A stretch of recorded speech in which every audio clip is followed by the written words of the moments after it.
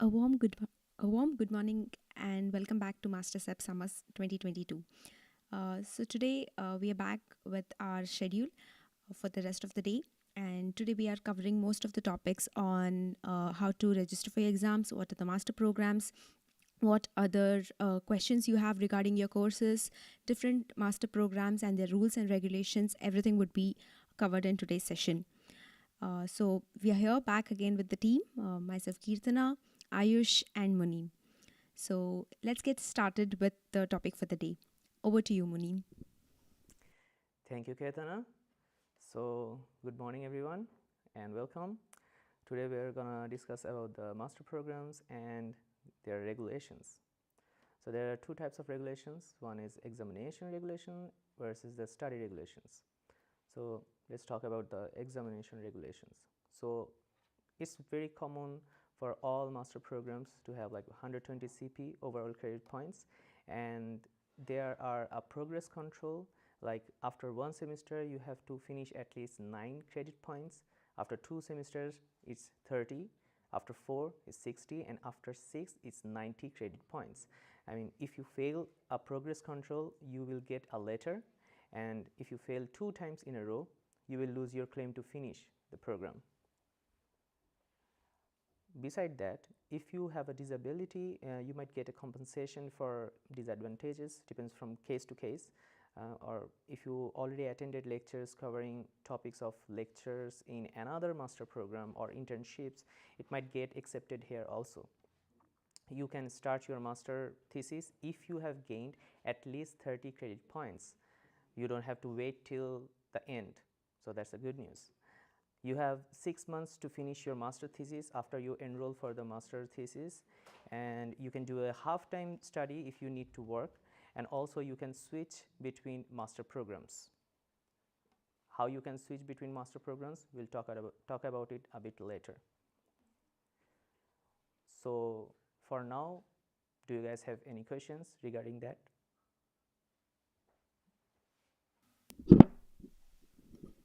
So I don't see any questions right now. So yeah, Maybe we can wait for a minute. yeah, we could wait for like a couple of minutes. So please post your questions about credit points or which courses you have anything to know about. You can just write the questions in the live chat.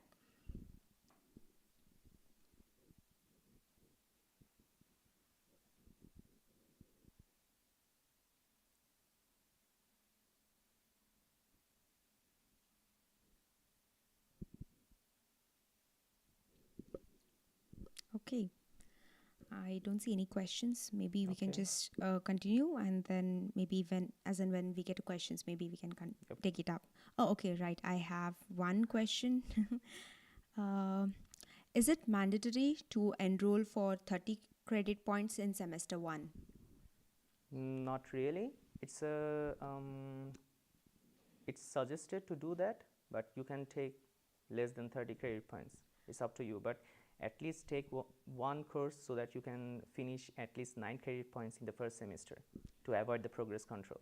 Yeah, so there is no mandatory number of credit points that you have to finish in any semester, but you would need to take minimum number of credits so that you will have that where you can cover that 9, 30, and 60 credit points by the end of the years. So that is all you need. So yeah. And what is ungraded credits?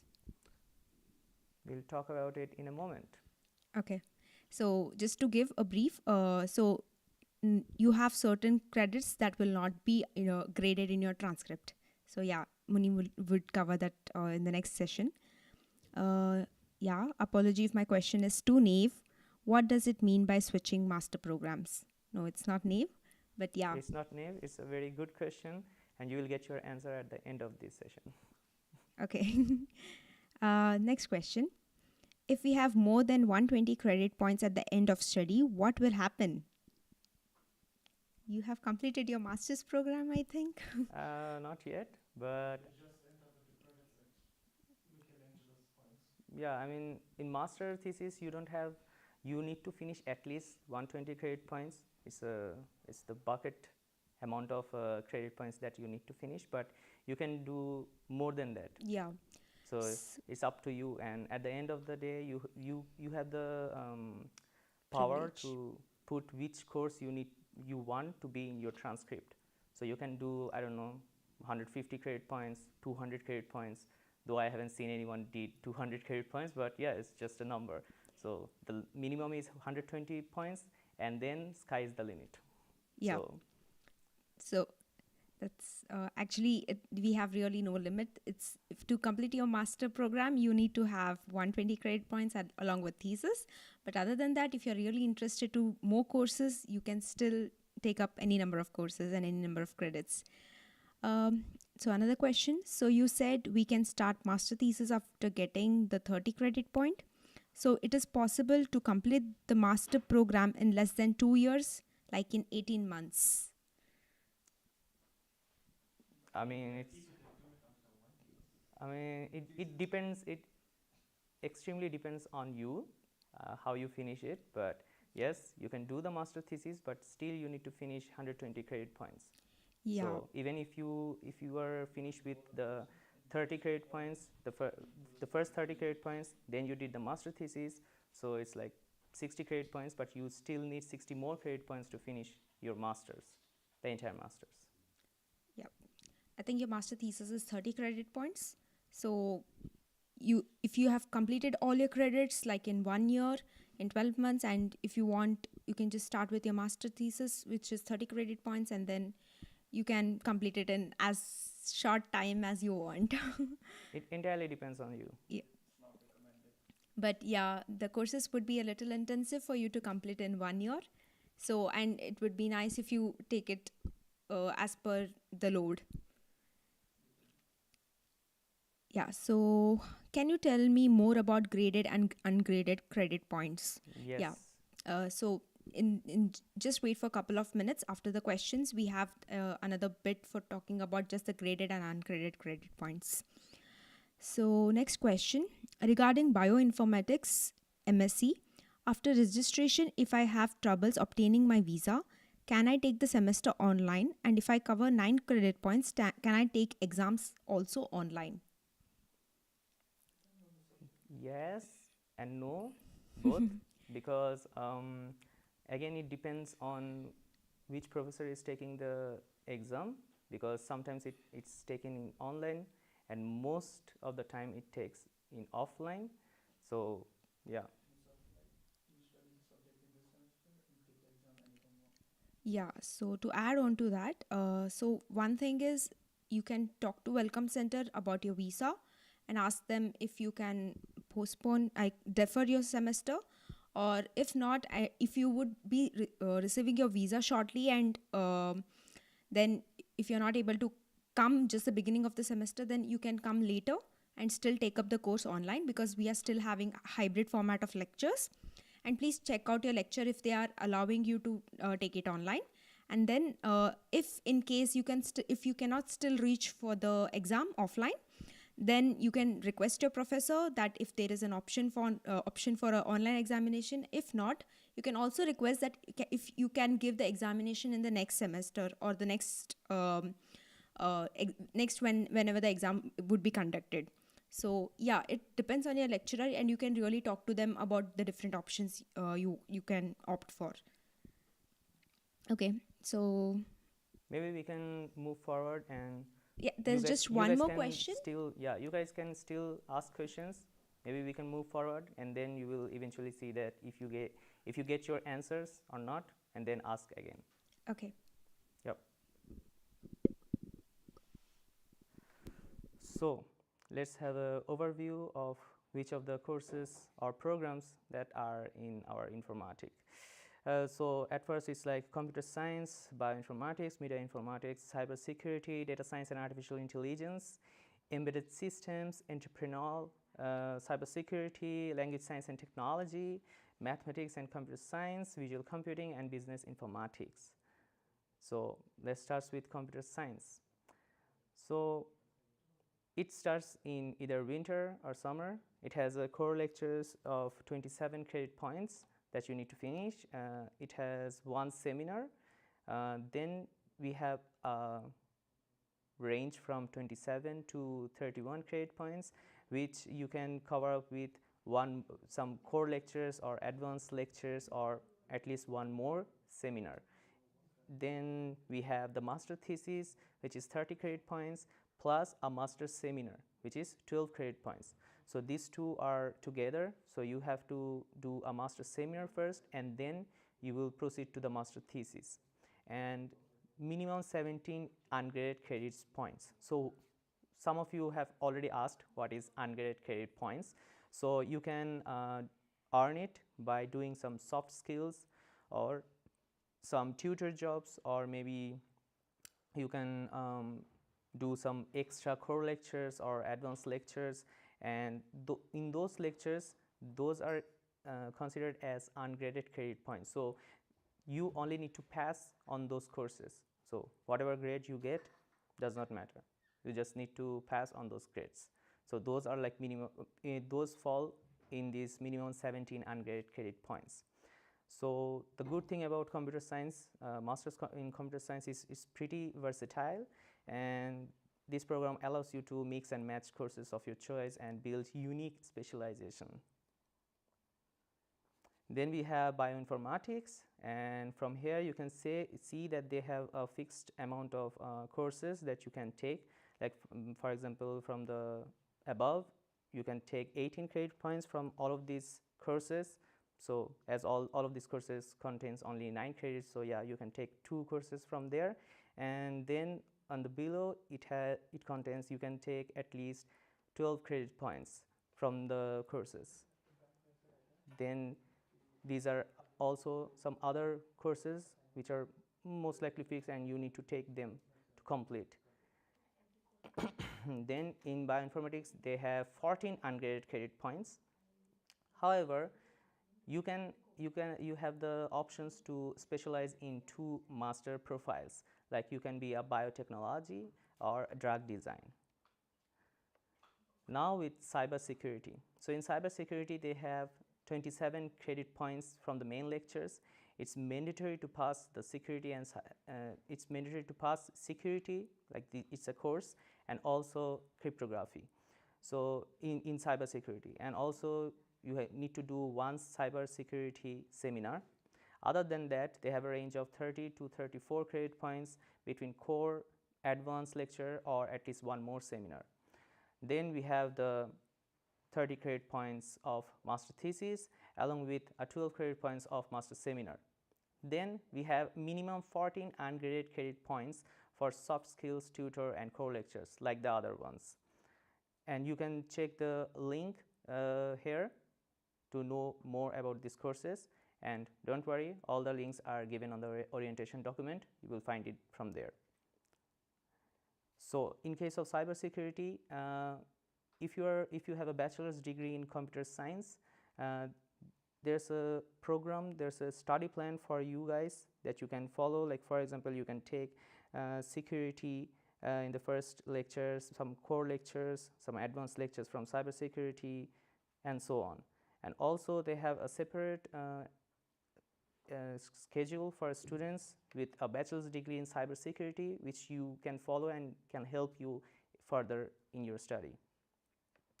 Then we have data science and artificial intelligence, which actually starts in winter or summer semester, which has minimum 103 graded credit points that you need to finish. And also in these 103 graded credit points, you need to finish at least 18 credit points from the core lectures of DSAI, 9 credit points from computer science core lectures, and then we have a range from 27 to 31 credit points, which you can cover by doing some core lectures, some advanced lectures, do 1 more seminar. Then we have 1 seminar, you have to do another seminar, and then we have 17 ungraded credit points here in DSAI. And we will talk more about this program a bit later. So then we have embedded systems, which starts in winter or summer semester.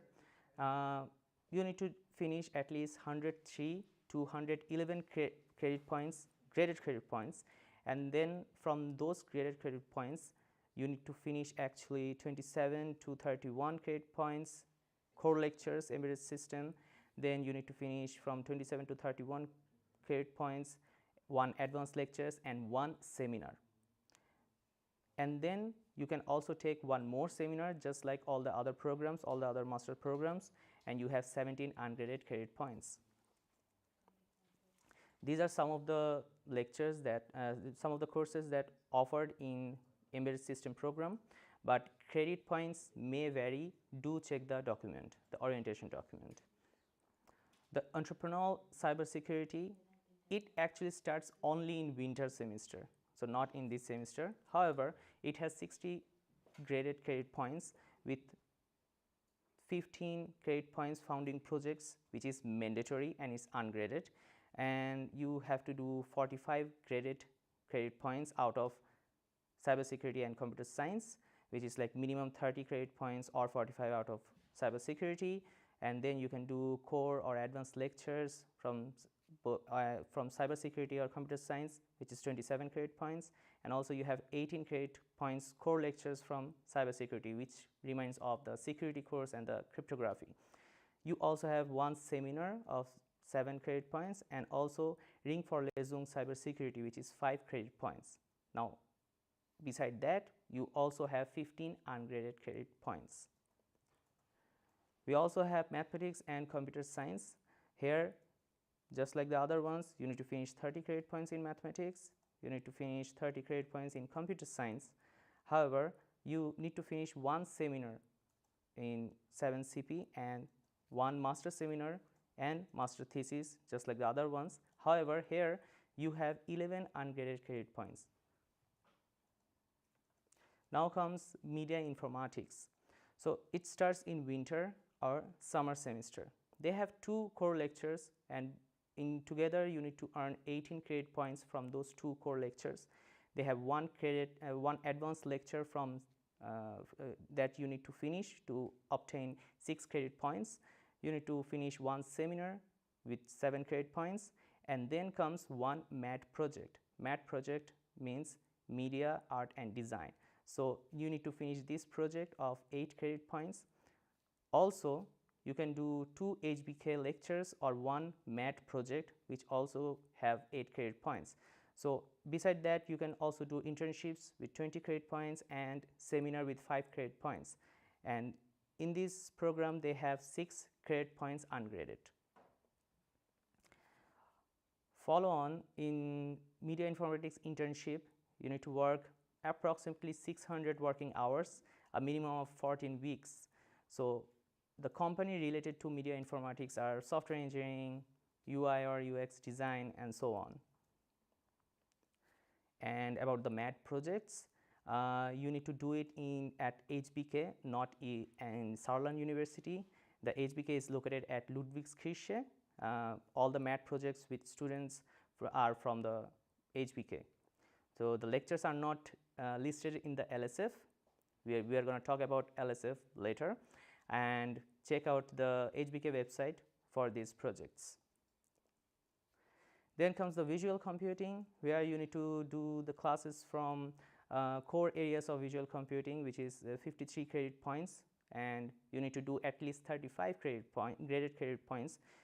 Courses like image acquisition or geometric foundation or image analysis, image synthesis, and so on. Classes in image related areas in computer science and other disciplines, you need to finish 9 credit points from there. For example, like information retrieval, artificial intelligence, telecommunication, machine learning, and so on. And then in supplementary classes, to fill gaps of the knowledge, you need to do 18 credit points with at least 9 finished credit points. So from there, you can do classes in mathematics, computer science, mechatronics, or physics. Additionally, you can do 10 more credit points. For example, some language courses with 6 credit points, some job as a teaching assistant, or some lectures in humanities as a cognitive.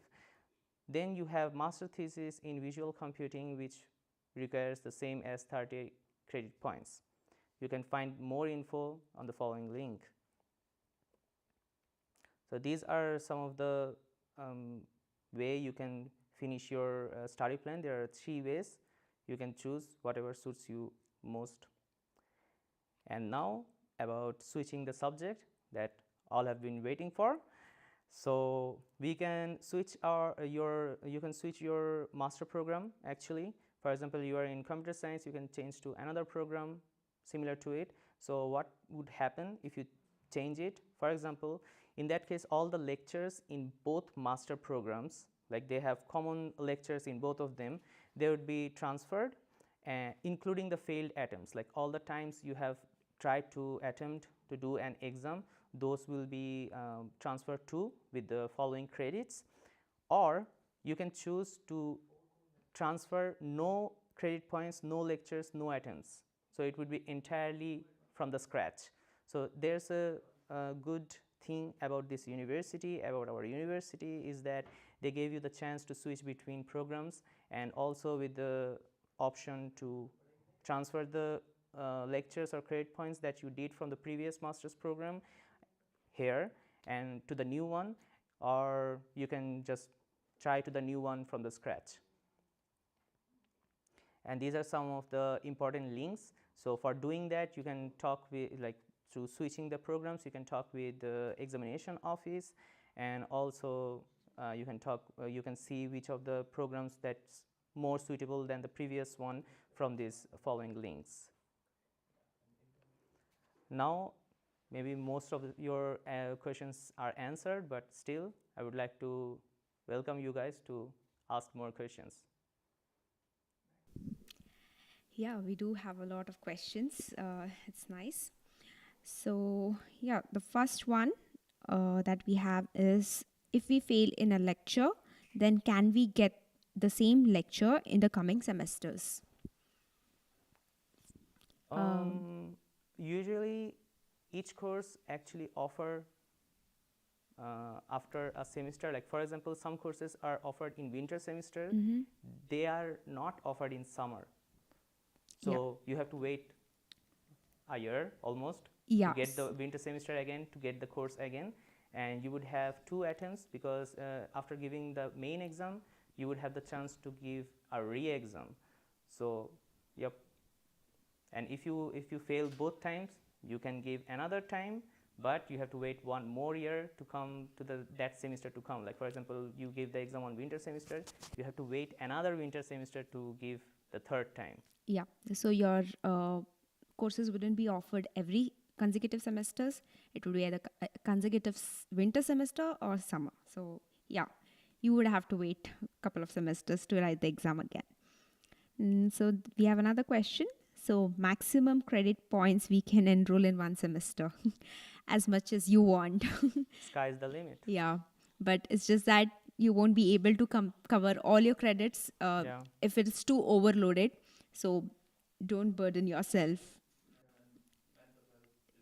Yes. And 1 credit is roughly equals to 30 hours of work. Yeah. So make sure you take limited amount of credits that you can cover. Exactly.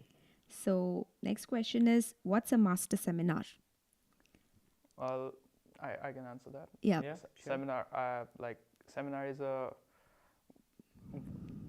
type of lecture, not lecture, but there are 2 options. Yeah, you can either it depends on the seminar whether they give you a research paper to present it upon based on that, a presentation, or they have a project to do based on some research paper, or they have both. So the seminar I took last time, so I have to do both. There's a research paper that I have to read, then I have to make a presentation out of it, like summarize it in a presentation. Then I have to do a project based on that research paper in a team of 4 people. So this was one type of seminar. There are seminars which only have projects. So like my friend was doing a seminar, so he had just a project that he had to do. Project is mostly like depends on the seminar. So mine was adaptive human-machine interface for autonomous systems. So our seminar was based on reinforcement learning. So we did project on that. So it depends on the topic of the seminar, what is the topic of that, and based on that you do either a project or a research paper presentation or both. Yeah. So this is roughly what a seminar is. This is a seminar. So a master seminar is very similar to this. you would be doing it for your master thesis. So just before you submit, or like after you start your master thesis, you would need to give a presentation or a seminar talking about what you would be doing in your master thesis, and that would cover the agenda or the protocol that you would follow for the rest of your thesis. So that is like you can say the initial phase of your master thesis, and then you can get to register your thesis and then submit it. So that is master thesis, but it would be similar amount of work for thesis and master thesis seminar. So the next one is, how if I get more uncredited credit points, do those points will be considered with my 120 credits? So yeah, you can do as much as ungraded credit points as it's allowed for you to do, but it's difficult to do a lot of credits as well. First, so just check your what is the minimum number of ungraded credit points you do, and fulfill that first, and then later if you're interested, then you can take up any other course and put it in your ungraded buckets. So there is no maximum limit for ungraded credit points. That might not count in your 120 CPs of master, because there would be a limit of ungraded credit points that you can present in your transcript to complete 120 CPs. So you have to complete the graded credits too to complete 120 CPs, as well as ungraded credits. So there would be limit for that. But you can take as many courses as you want. If you're interested in any course, you can take that. But in transcript, you have a limit to show the ungraded credit points. Yeah. So there's another question. There is an early PhD program. Can I also switch from master program to the PhD program?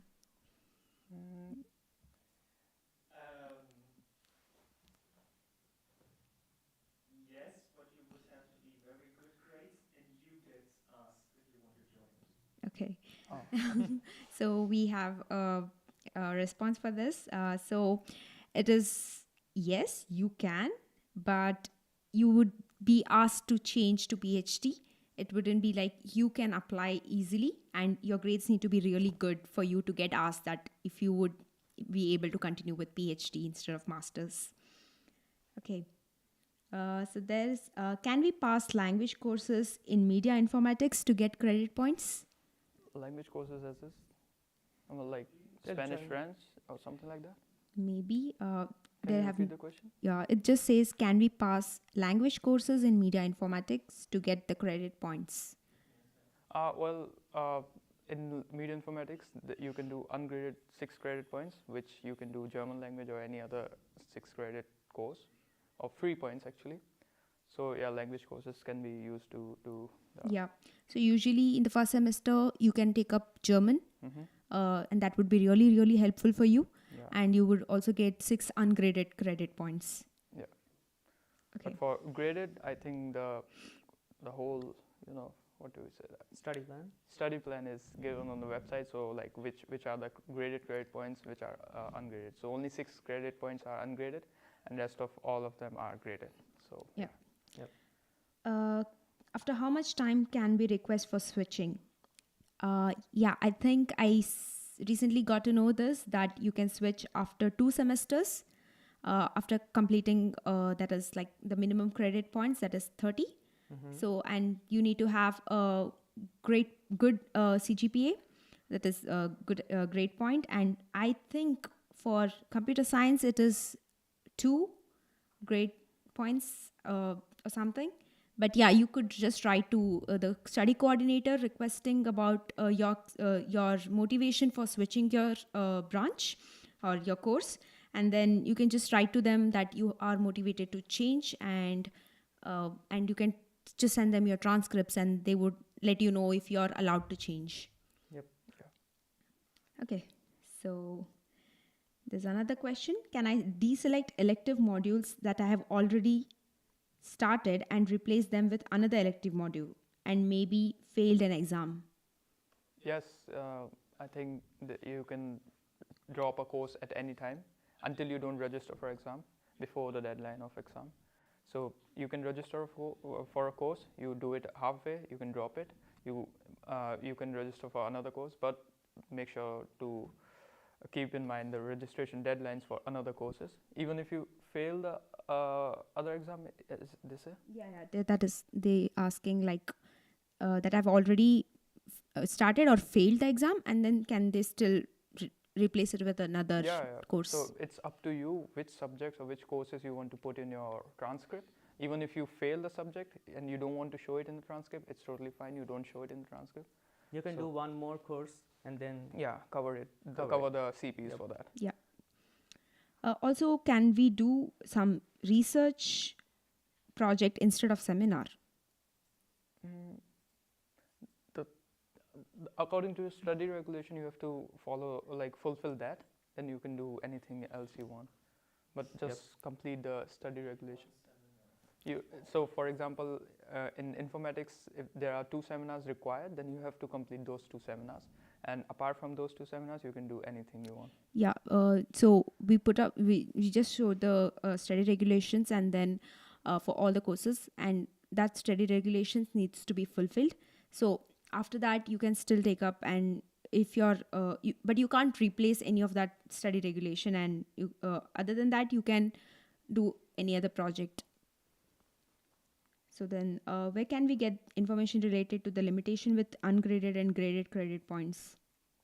Study regulations. It's in the study regulation document that you can find on official website. On the website, Yeah.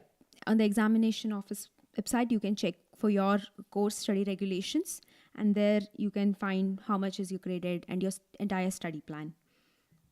Okay. German, for example. Yeah, I think the language they were asking for me is German. Some core lectures have closed their registration because of too many students signing up for them. Can I take those lectures in later semester as well? Definitely. Yes, of course. You just have to wait for that semester to come. For example, now it's summer semester, so you have to wait for another summer semester for those courses to be offered. And we make sure you are aware of that, so that the seats get filled. Like for limited seat courses, like for example, there's a course Secure Web Development, so it has 45 seats only. So you have to be really fast to register for that as soon as the registration opens. And then even if the registrations are done, like all the 45 seats are fulfilled, then you can ask the professor to put yourself in a waiting list, so that if anyone drops the course, you can be the waiting list can give you leverage to attend the course. Yes. Then the last question is, are ungraded credit points and free credit points the same? Yes. Yes. Yes, they are also called free points, so they are the same thing. Yeah, I think there is in your LSF section we have free credit points of your course. So yeah, those would be under ungraded. Is there a place in campus, example room or building, with power outlets and Wi-Fi, where can we study, where we can stay to attend online lectures?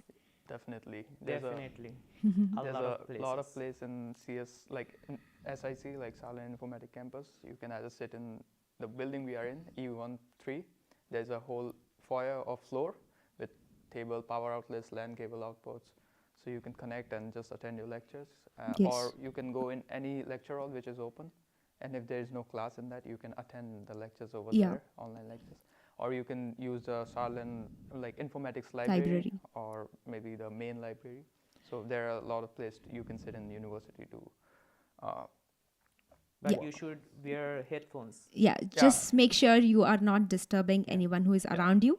Other than that, you can sit and study anywhere on the campus. It's totally fine if it's allowed. So just make sure that according to COVID regulations, you're allowed, and you can then enter the building and you can sit in the campus without any issues. And COVID regulation mostly includes face mask, and twice vaccination or negative test. The vaccination status, and you're using a FFP2 mask. Okay. Then that is all. I hope I answered all the questions. If you have any more questions, we can... Maybe we can move forward, because I have a small slide of data science. So then they would ask some more questions about it. Okay. All right. Thank you. Thank you, Kirtana.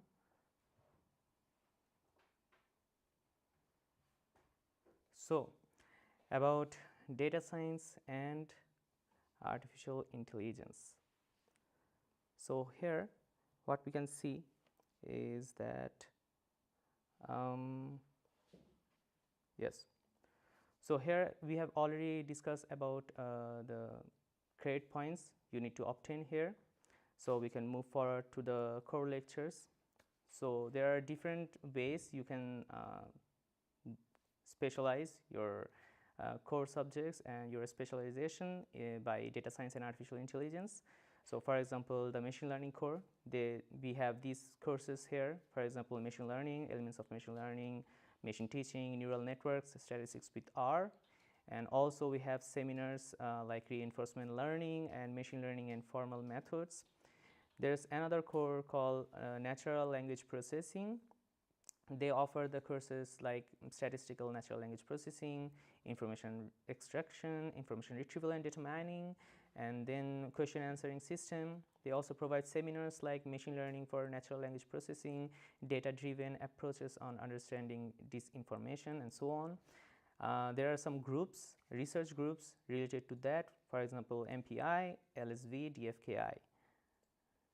You can also do the computer vision and computer graphics core, which offers the courses image processing and computer vision, high level computer vision, image compression, image acquisition methods, computer graphics. They also give seminars like computer vision and machine learning for computer graphics, deep learning and optimization for visual computing. So there are some research groups for this core, like also MPI, MIA, MPI software system, DFKI. We also have artificial intelligence core. They offer courses like artificial intelligence, AI planning, architectural thinking of intelligent systems. They have quite a while seminars like hybrid learning and reasoning, hybrid machine learning approaches and applications, AI planning, lifted planning, problem analysis and grounding, formal methods for AI safety, explainable AI planning. The research groups for that is DFKI and MPI. There are some few tips. You can experiment the course as much as you want, as much as you can, but experiment early. Like for example, if you ask me, I would say experiment it within the first 2 semesters, that which core you want to go with, which specialization you want to do. For example, you want to do artificial intelligence, or you want to do computer vision or graphics, or you want to go to the natural language processing core. So you can experiment a lot, but do the experiment early and then choose which specialization you want to do after the end of your master's. And obviously follow your interest by doing the experiment, and also start guiding your courses toward your potential thesis area soon, because after a year you should be able to know which area you want to work on your thesis. And keep in mind, not all groups offer courses, just like I said a couple of minutes ago, that some courses are offered in winter and some courses are offered only in summer. So you have to plan it accordingly and see which semester you're going to take which courses. So that's it from my side. Do we have any questions?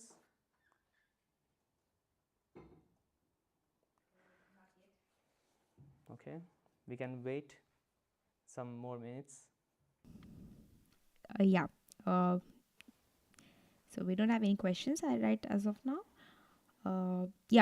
So just to give you an information about, we have added the links on the Master StEP website for exam study regulations, that you can find it over there, so that you can read the exam regulations and study regulations for your respective course. We understand that it could be a little difficult to follow right away after the step, because we had to cover it for a lot of branches under the informatics. So you can just go and have a look over there. Okay, so I don't see any questions coming up. So yeah. Okay then. Okay, I see one question. Will you describe the process of registrations for courses today? Yes. Yes, it's coming up next. Can we replace our master thesis with industry or internship project? No. No. Master thesis is You can do compulsory. internship, but you have to do master thesis also. Yes, And you but- cannot replace it. You can do both of it. Yeah. Yeah, but with internship, there is an option. I guess you can ask the examination center to give credit points for an internship. Yes. That is an option, but if they don't they allow it for it. Mhm. But if your course doesn't have a mandatory internship, then you don't get a credit point until you request the examination center. Yes. But Yes. thesis is mandatory. Mandatory. You can't skip it. Can we replace a master thesis with we told that. Suppose I am in DSAI and I want to take a course in computer science. Is that possible? Totally. Of course. We're Of coming course. over there. There's no point of regretting that. Yeah. Of course you can do it. I mean, you can take any courses you want. You just at the end you just have to fill up your transcript according to the bucket list. Like for example, you are talking about DSAI. So in DSAI you have to do 18 credit points core lectures from DSAI. So you can do 27 or 35, but at the end you have to put 18 credit points there, which one you want. And also you have to do one computer science credit points which worth 9 CP. So like 9 credit points. So you can also do 27 credit points, like 3 computer science courses, but at the end you have to choose only one. So yeah. Okay. So there's another question. The seminar in visual computing requires 8 credit points, that is a minimum, but the seminar courses available this semester are mostly worth 7 credit points. Will this requirement be adjusted under the new visual computing study regulations?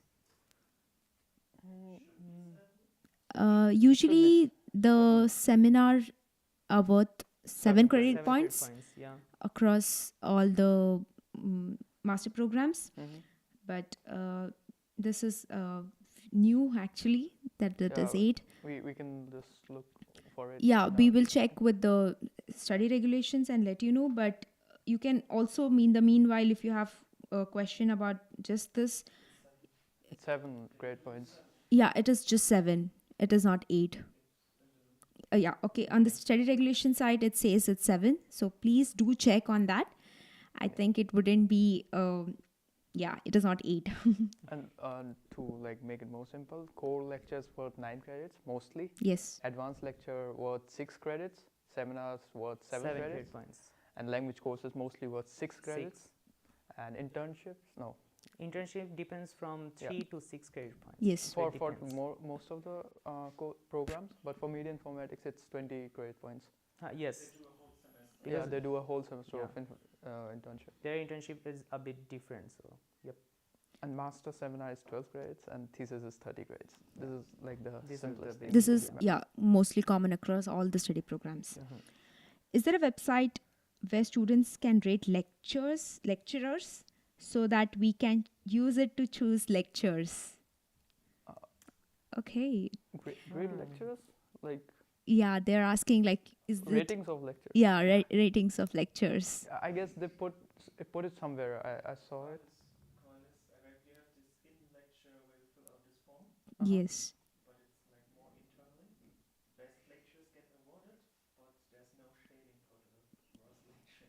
So we don't have so we have Qualys. That's a website.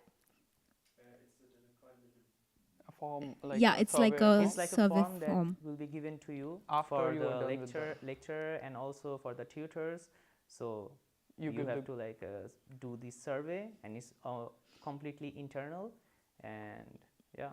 and You- only the best graded lectures are selected for the upcoming semester by student council members.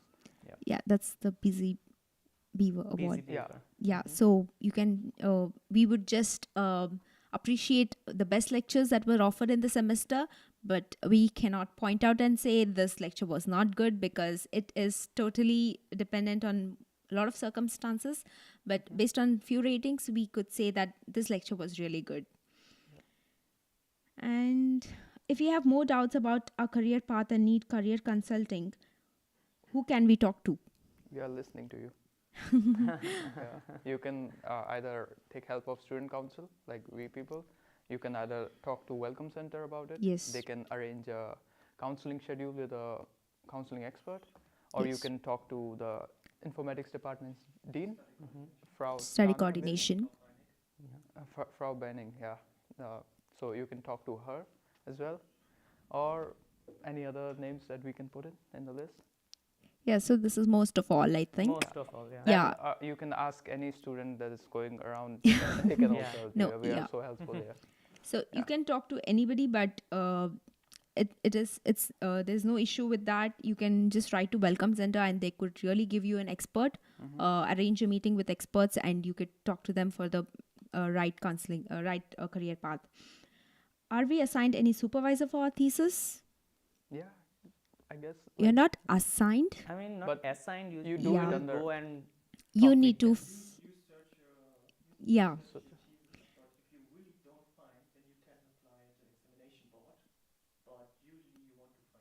Usually you want to find your own professor and under your topic of interest and what you want to do your thesis.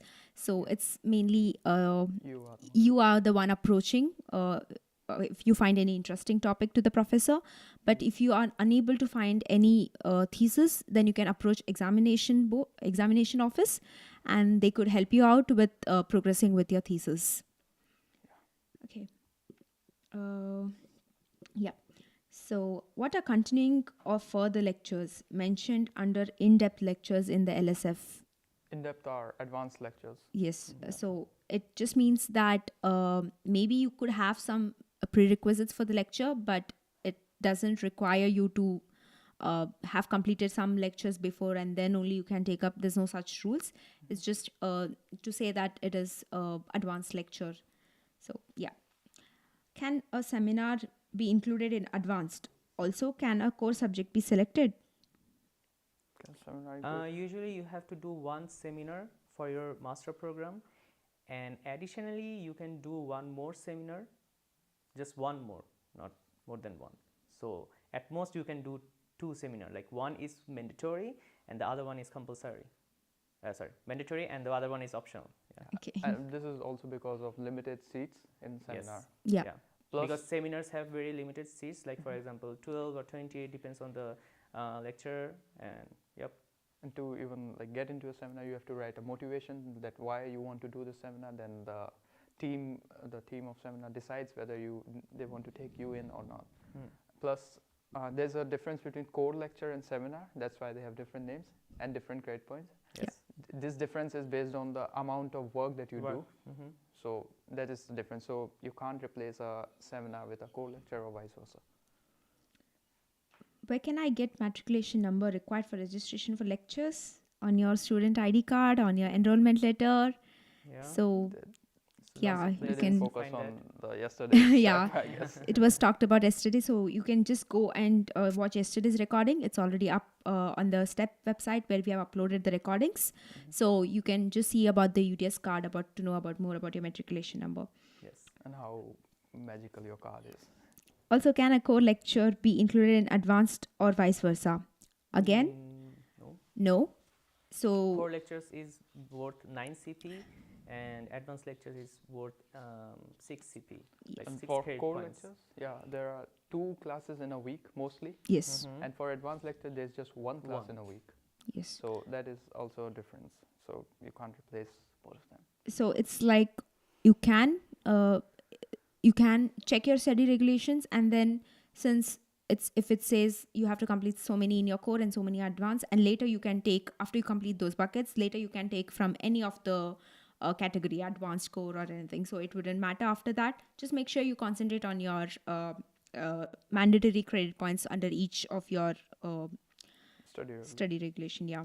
On LSF for bioinformatics, the deadline to registration for the courses is not mentioned. What should I do? Well, for each course, the deadline is different. Yes. You can check on their CMS portal, which we would just explain what is CMS and stuff. Yeah. Or on their course website, it's written the deadline. So it's mostly there. Yeah. So it depends on every course, so Yeah. you can just find it over there.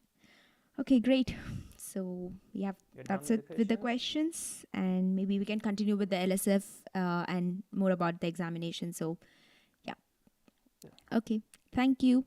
I think now Ayush will take up the rest of the presentation. We'll be back in 2 minutes. Thank you. Yeah. Yeah.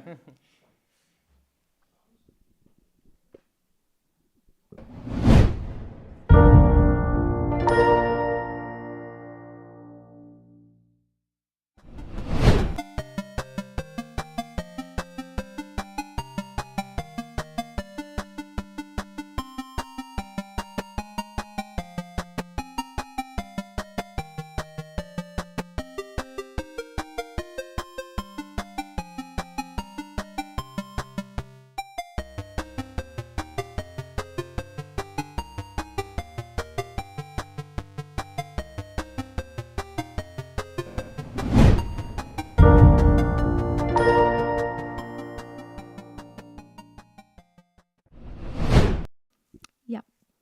So that was just a small technical time we took for.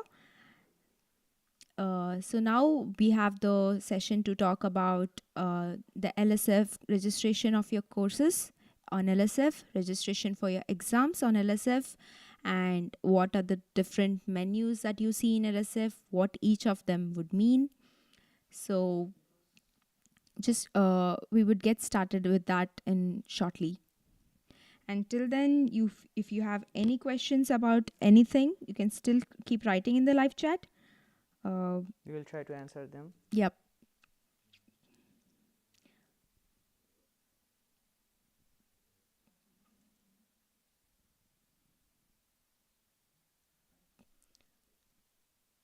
Okay.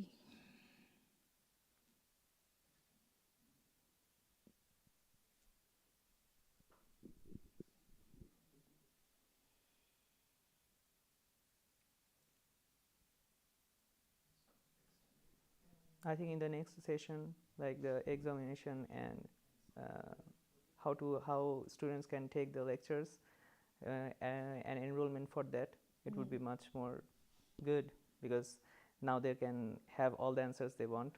Yep. So this one question, maybe can I get calendar export from LSF? Maybe you will be talking about that. Yeah, we could show how you can plan your Yes. calendar, and once you add your courses, then how it would be updated on the calendar yeah, of for your sure. study planner.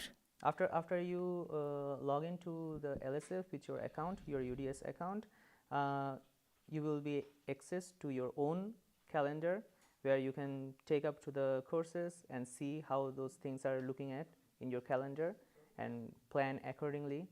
So everything's okay. Yeah. So we would now ask Ayush to take over and talk about the lectures and exams. Hi everyone, I'm Ayush, I'm back again. So in this presentation I would be showing you how you can select your lectures and how you can register for your exams. So make sure you put your eyes on the screen, because this is going to be a live demo in a couple of minutes after some theoretical information, of course. So everything about lectures and exams. So lectures are of three types. There is one seminar, there's core lectures, there's advanced lectures, not basic lectures. Okay, so seminars worth 7 CP, as we already discussed. Core lectures worth 9 CP, and advanced lecture worth between 6 to 9 CP. So it depends. And as we said, 1 CP is equal to 30 hours of work.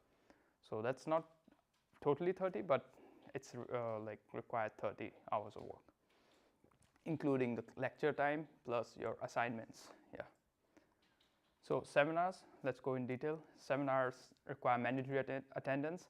So you have to be mandatory present on the first day and on each seminar day. Like it's mostly one day in a week. So where all the team gathers and discuss about like what they have done in previous week or something like that, or what is their progress. And if you miss any of that without a valid reason, you would be kicked out of the seminar. So make sure you are present in the seminar. So seminar presentation, mostly about the papers that would be discussed in the seminar or given to you in a seminar, or you decide that in the seminar. So you read the paper thoroughly, you make a presentation out of it, and then you present it at the end of the seminar. Okay, mostly the summaries of presentation. So this is the link of the seminars in CS department, where you can read all the description about all the seminars that are offered in summer semester 22. and apply to them by writing your motivation that why you want to do this particular seminar. Okay. Then we have core and advanced lectures. So because of Corona, everything has turned online mostly, but we are trying our best to give you both hybrid, like both offline and online lecture support or classes. So it's going to be hybrid mostly, depends on the course, of course. So you can find materials like recorded lectures or assignments or study material on their CMS portal, which we would be seeing what a CMS is. So as I said, core lecture would require two classes, two lectures in a week, and advanced lecture would have only one lecture in a week. Still depends on the course. And you're required to write an exam based on your attendance. So you are eligible to write an exam if you got more than 50% in your assignment throughout the course and the tutorial attendance. So yeah, make sure you get above 50% in assignments to be eligible to write the exam at the end of the semester. Okay, so there comes another thing called tutorial. So tutorial is like a discussion of assignment sheet by tutor. Tutors are like students like us who have already done that course in previous semesters and got good grades. So they are tutoring other students. So how to study the course, what are the like insights about the course, and if you have any doubts, you can just go and ask the tutor, and they would definitely help you with that because it's their duty. And there's not mandatory attendance. It's up to you whether you want to attend the tutorial or not, and it totally depends on the course that you're taking, whether they have a mandatory tutorial attendance or not. And the best thing about tutorials are like you are assigned to a tutor which have limited number of students, so either 5 to 6 students, so that he or she can give you full focus on every student. With less students, so you would have more focus from the tutor. So divided into small groups, so there would be multiple tutorials throughout the week by different tutors. So that's one of the plus points, and they are here to help you. Tutorials are here to help you, and tutors would be your support for the subject, but they would not write your assignment. They can help you in learning in depth about the coursework. And also they would teach you, or not teach you, but tell you about how the examination is and how to prepare for examination so that you can get the best grade. Okay, so next are the assignment sheets. So there would be weekly assignment based on the course, of course. And here course means subject. So weekly assignments, which would start after 1 or 2 weeks of starting date of the course. So like, for example, if a course is starting in the summer semester from 11th, then you will get a tutorial sheet after 2 weeks or a week when they have studied, when they have teach you something concrete. And submission often in groups, so it depends like based on course to course. So there are courses in which you have to do the assignments individually. There are courses in which you have to form a group and do the assignment. And yeah, do all assignment by your own at least once to practice. That's really important because you would get to learn quite good after you do the assignment, and it would also help you in examination. Okay, so lectures, yeah, you can see this thing on LSF where you can select your lectures. You can make a timetable or a schedule out of your lectures on LSF. So that is quite handy. And the monster of the room, LSF. Not the monster, elephant in the room, LSF. What is LSF? It's like a online portal where you can see all the lectures which are offered in this semester or in previous semesters. You can take a look at that too, and you can find the links to the course websites where you can register yourself. So that includes course descriptions. That includes you can also register for exams on LSF itself. You can also see your transcripts on LSF, and you can also see your study documents like study documents. Yeah, I don't have an example for that right now.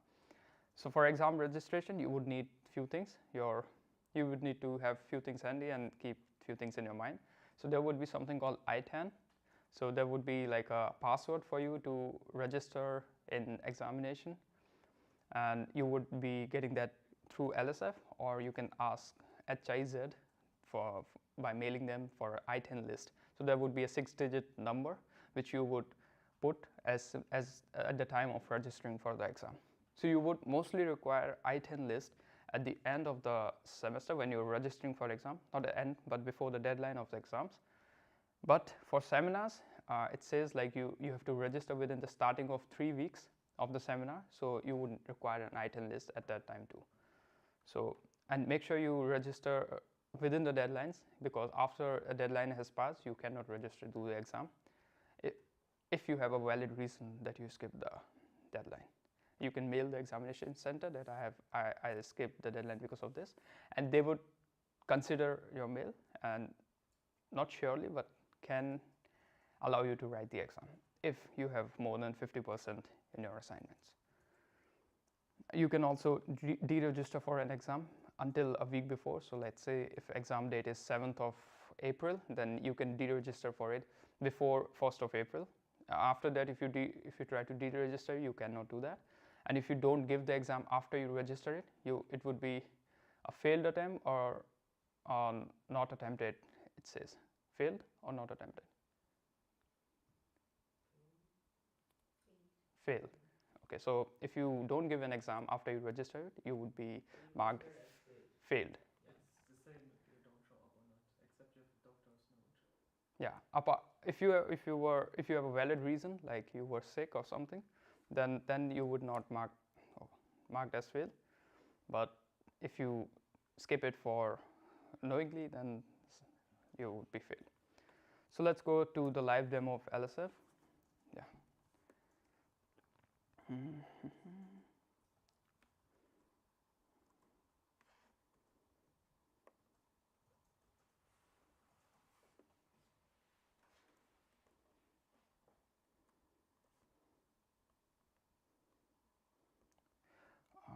you try to double your screen again, loading screen?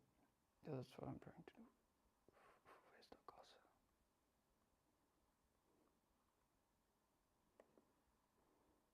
Windows P.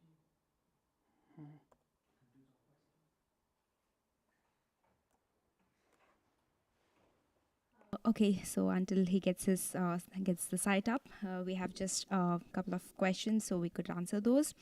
And there's just one thing to add about the emergency registration. So in case you want to say that you don't want to, you have to have the emergency registration mail written to the examination office, and that should be before your deadline. And also, if you miss the examination, you would need to provide an official doctor certificate that says that you were sick and you really couldn't attend the exam. Also, so I have a couple of questions that I can do. Yeah. So if we work on research topic as a HEVI, can that later be registered for a master thesis? Yeah, I mean, yes, you can, but the chair under which you're doing your HEVI, they should offer you the thesis, and they should agree that you can continue thesis on the HEVI thing you're doing. So whatever the project you're doing as HEVI, if it's eligible if they offer you that you can continue your thesis on the same topic, then definitely you can. So beforehand, you should talk with them if they want to offer you or not. Yes. Can we take up other subjects along with master thesis in the last semester? Definitely. Yeah, of course. If you can. If you have a lot of time and if you have. Completely up to you. Yeah.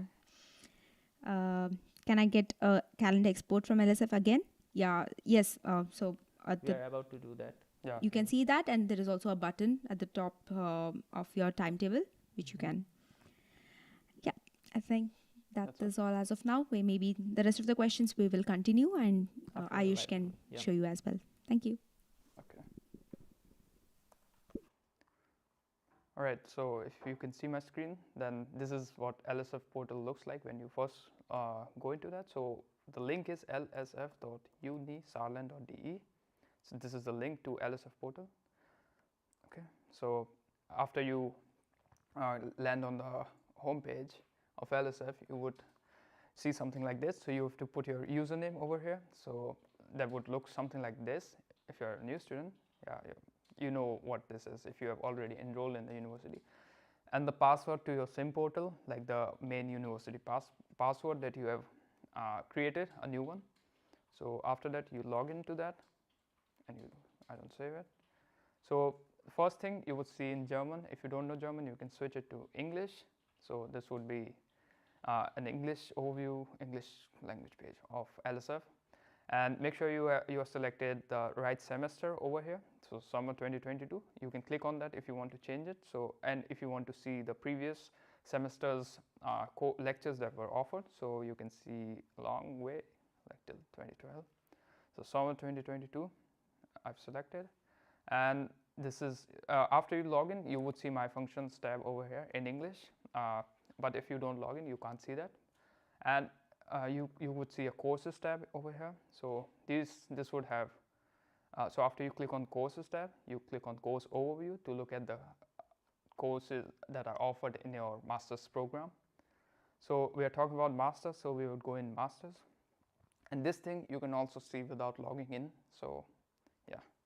And then master's consecutive, yeah. And here you would find your study program, or your program. So let's say we are talking about informatics, for example.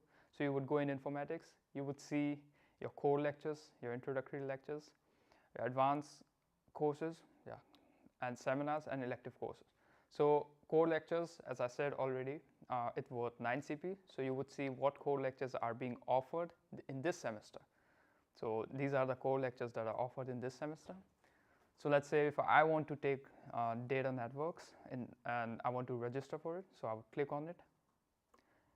And you would see some details on LSF page over here. So this would say like what type of course is that? Is it a lecture course, like regular course, or is it a block course?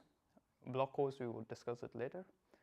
What is its ID, what term it's being offered on, and this additional link, this is really important because in this link you would register for the course. You would see the description on LSF, but you have to register on the course website. So that's very important. So you would also see when is this course being offered, like on Tuesday and on Friday at 4 p.m. to 6 p.m., at 12 to 2 p.m., and the room of the lecture. So if a room is given or a location is given, then it's mostly offline course, but it's written on the website whether it's both hybrid or offline only. So about the calendar, so let's finish the work on LSF first. So you can, if you want to take data networks, you pre-select it and you schedule protected. So you would see, I can see that in my calendar. So yeah, that's how you can add it to your calendar, and after that you can just save schedule to export the calendar. So let's go to data networks and register for the course. So after coming back to LSF, you would see this link. All the courses would have a registration or the course website link. So you click on that, you would be landed to something called CMS. So this is what CMS looks like. It has different link for every other courses. For MPI, it would be different. The courses offered by MPI, the CMS link would be different. The courses offered by SIC or Saarland Informatic Campus, it would be different. Courses offered by CISPA, it would be different. So what you have to do, you go to login. If you are new, you register for it. You put your details, like first name, last name, your university email. Make sure you put your university email, no personal emails over here. And your username, you can put anything. Either you put this thing, or you can put your name dot, your first name dot last name, anything. Just make sure you follow the rules that are written here. You put your matriculation number or matriculation number, and your gender, your course, like which course you belong to. I belong to informatics, let's say. Your term of studying. So if you are a first year student, you put it 0, 0 or 1, 1. So you put 1, term at university 0. This is 0? 0. Because how many terms you have already completed in university. So what I do is I mostly put 0 in both, even if I'm in second. It's just for statistics. Yeah, it's not compulsory, or maybe it's compulsory. And you create a new password here. So, and then after that you register for the course. And then you can, after you log in, you can see you have already registered for the course, and you would see your personal information page in personal status after you logged in. And if you're not registered, you would see something like this. If you're registered, you would see your filled in details. So this is CMS. Over here you can see what this course has to offer to you. So course description, course details.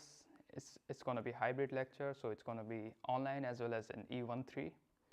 And you can also see schedules on the website if the lecturer has put it over there. So, and assignments too, like you would get your assignments on CMS only, and you submit it on CMS only. Like depends on what are they using. Either they're using CMS or they're using Moodle. So for German course, mostly they use Moodle, and for courses offered by Saarland Informatic Campus or StEP or MPI, they use CMS. So you would get familiar with this interface as soon as you register for a course. So after you register, you can also see timetable over here when these classes are being offered, at what day of the week. They have not put it over here, but you can also see team members' contact details, who are the tutors over here, who is the lecturer. You can also see the recorded video lectures. They would put a tab over here that recordings. You can also see assignments over here. So this is what CMS is. Let's go back to LSF.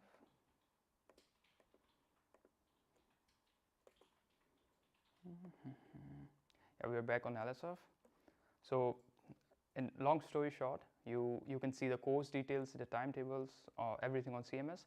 The link to CMS would be given on LSF. So you and the courses which are being offered in your study program would be given on LSF. So make sure you know the address of LSF. So let's go back again in courses, in course overview and master's program. You would see for any other course, let's say DSAI, yeah, data science and artificial intelligence. So you can see core courses that are offered in DSAI. You can see these are the 3 courses that are offered. Out of 3, it's up to you whether you want to select all the 3, whether you have to do 2, whether you have to do 1 to fill up your credit buckets. So this core lecture worth 9 credits. You can do one of them. This core lecture from computer science, of course, 9 credits. Advanced lecture worth 6 credits. So these are the advanced lectures which would be offered in this semester. So you can register for that. Also the seminars in DSAI, which seminars are being offered.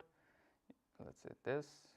You can also see the seminar details on the link which I presented beforehand, and see there's again another link for seminar. So here you can register for it. So this is the CMS for CISPA.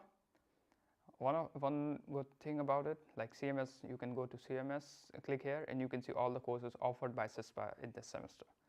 So these are the courses that are offered by CISPA. So, and let's see the CMS for SIC. This would be it. So this is the CMS for SIC, like Saarland Informatic Campus. You would see all the courses which are offered in this semester. So let's say Programming 2 is a course, and you can register for the course. As I already said, you can see the details about this course, what are the prerequisites for the course, everything would be given on the CMS. And the lecture timings, where would this lecture would happen, and what is the link to join it online, everything would be on CMS. So done with CMS. Let's go back to LSF. So this is how you can select the lectures from your, you can select the lectures to complete your study plans. For study plans, if you want to see the study plans, what you can do, you can type on Google, let's say informatics, or let's say computer science, Uni Saarland. Okay, so this is a BSc. Let's go to MSc Computer Science. I'll put MSc. So you would see a page something like this. This is the course page which you have already seen when you were applying for it. To see what is the regulation for that, you can just scroll down and click on Regulations tab, and you would see Study Regulation over here. This would be downloaded. This would be a PDF, something like this.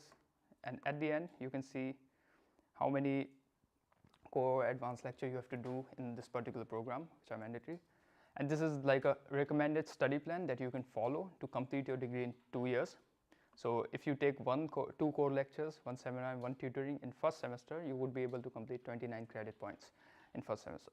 So for every course, this is different. You can just search on Google your course name, MSc, and then Saarland, and go to study regulation of the website, and you would see at the end of the PDF like what courses you have to do to complete this master course, to complete this master program. So this is a recommended study plan, but this is not mandatory. You can do like 2 core lectures in first semester. That is it. You can do all 4. You can do 3. Even if you want to do, you can do these like advanced lectures as well in the first semester, and you can just switch them as soon as you want, apart from the master's thesis, which would require 30 CPs minimum to start the master's thesis. So this is one of the thing. Yeah, let's go to examination now. So we are done with courses. So for examination, you would click on My Functions. You would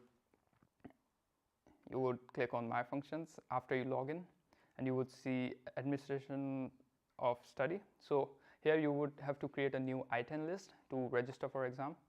So you click on New I-10 list, and you would have to have a previous I-10 list from HIZ, I guess. You can mail them and ask them to give you an I-10 list, which would have 10 different numbers of 6 digits, which you would put over here, and you generate a new list of 20 or 40. So these 40 or 20 would be enough for your master program, and you click on Create List, and you would download a PDF of I-10. And you have to activate it after that. Then you have to follow the which I-10 number from previous list and new list I-10 number. So that way it would be activated. So where do we use this I-10 list? To register for exam. So apply for exams. In English it would be apply for exams. You can go there in the second administration for exams, and you accept the terms and condition. You go in here. You would see like, oh, that's a lot of German. You would see which are the core exams that I have to write. So let's say if I want to write the exam of Theory of Distributed System, I would see if the exam is available or not for that. It's not yet available. Which exam is available right now? Hands-on dependability. Okay, it's an advanced lecture, right? Yeah. So there's one advanced lecture which is hands-on dependability. Yeah. So you can just go here, click on hands-on dependability, and you would see something like registration open for exam. You would see the date of exam, the registration deadline, and the withdrawal period too. So you can click here. After you click here, you would have to put the I-10 number, and then you say yes, and you would be registered for the exam. So this is how you do it. And you can also see your transcript over here, but I would not show you mine. Of course.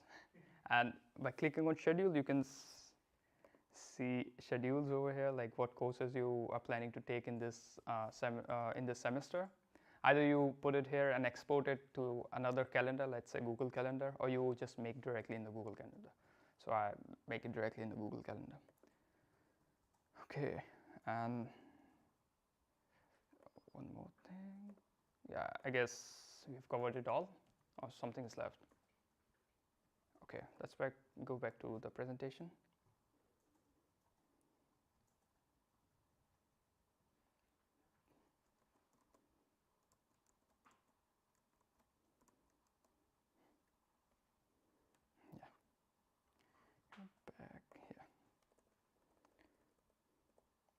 Okay, so I hope you got a idea of how you can register for a course or how you can register for an exam and how you can create an item list. So one more thing, if you're going for a seminar this semester, then you would have to create an item list as soon as possible, because the deadline for seminars are mostly first 3 weeks. After that you can't register to that. Okay, so let's talk about exam in more detail. So you have to register exam until you can register for exam until 1 week before the exam. So let's say exam on 7th or 8th of April, then you can register until 1st of April to that, and after that you cannot register it, and after that you cannot deregister it if you have already registered before that. Okay, and there is an option like you can write one exam 2 times, like one course's exam 2 times. So out of that, whichever grade you want to show in your transcript, you can show that, which is called exam and re-exam. So it's not that it would be written in your transcript that you have given a re-exam or something, but best of 2 would be shown in the transcript. So in general, if you're not registered, you cannot take part in the exam. So it's really important that you register on LSF for the examination. And registering plus failed exam by points, then it's failed. So like if you failed in the exam, then it would be failed. Registering and not showing up, failed. Registering and not showing up plus medical certificate, so not failed. You would get another chance to write the exam. Okay, so exam necessary to get a grade, oral or written. Yeah, if you want a grade in a course, then it's really necessary that you write the exam. The form can be either oral or written.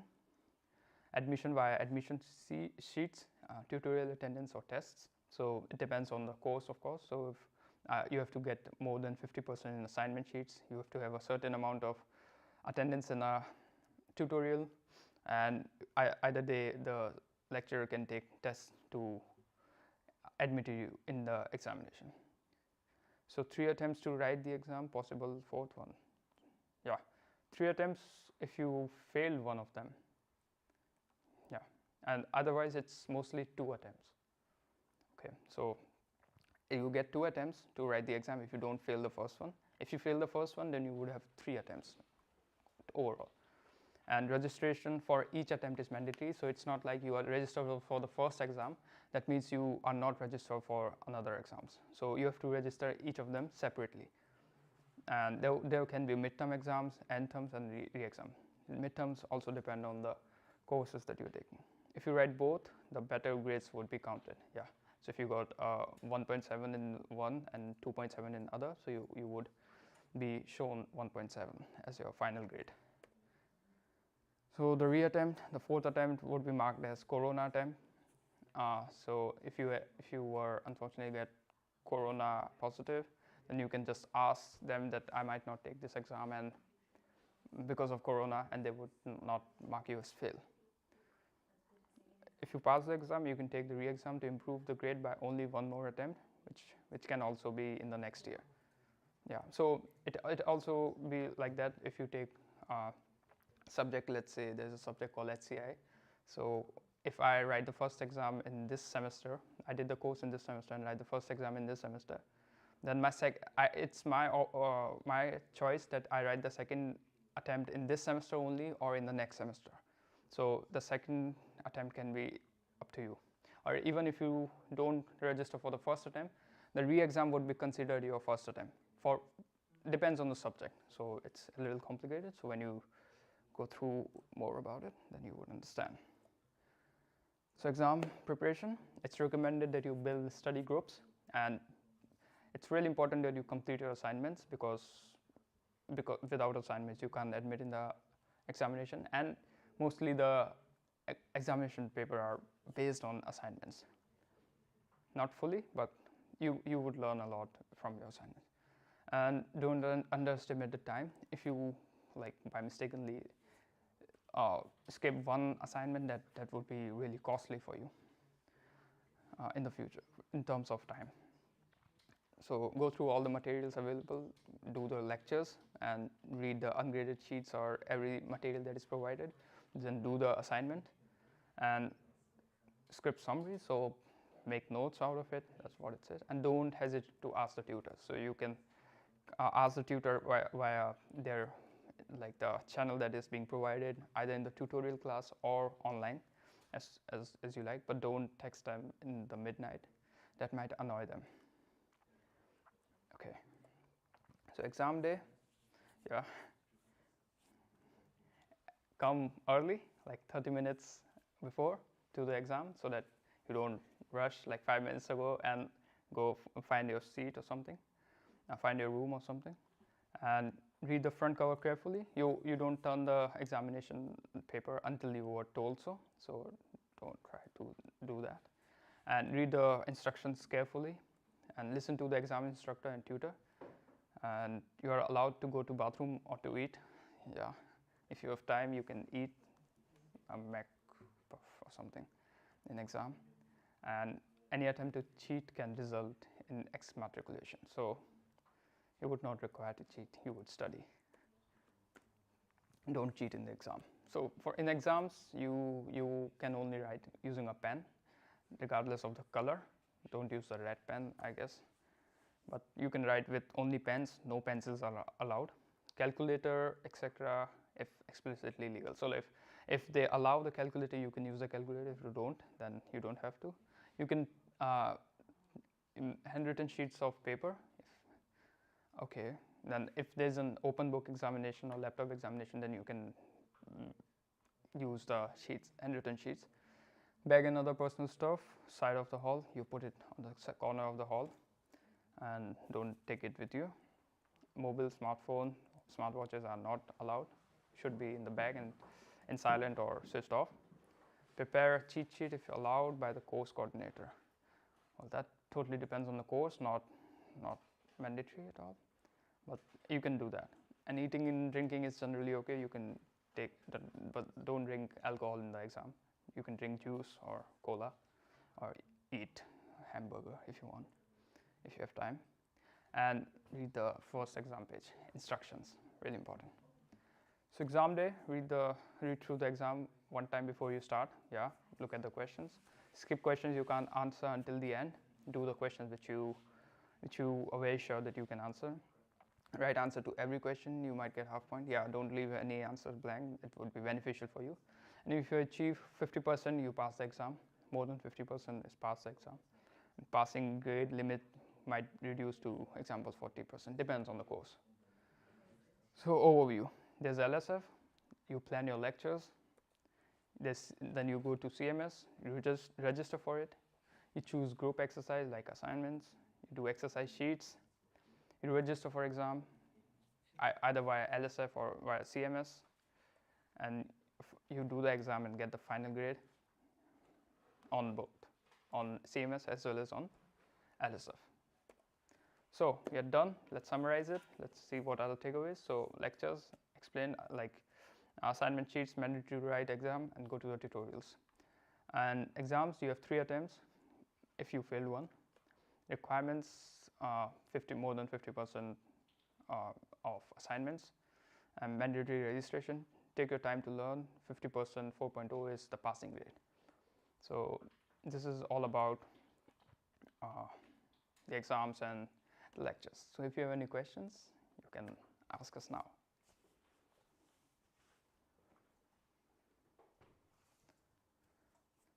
Okay. Yeah, we do have a lot of questions. Okay. So we get started I'm with ready a few for it. of them. Bring it on. So let me just check. Okay. By registering, the study plan shows up because some of the courses does not have any registration link. Sorry? Can you repeat that? Yeah. It says by registering, I lost the question. Okay. By registering, the study plan shows up because some of the lectures do not have any registration link. I think in your study planner. Like if you register, you click register on LSF, yeah, it means you are marking it on the calendar. Yeah.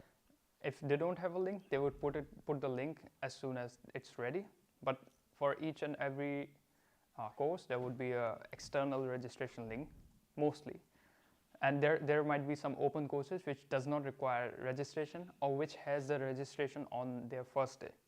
So that can also be possible. If they don't have the link, then you can either contact the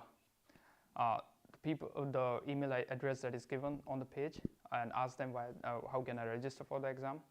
And if they don't have, there would be a reason for that. If they have it, then you can register it. Yeah, I would like to add something to it.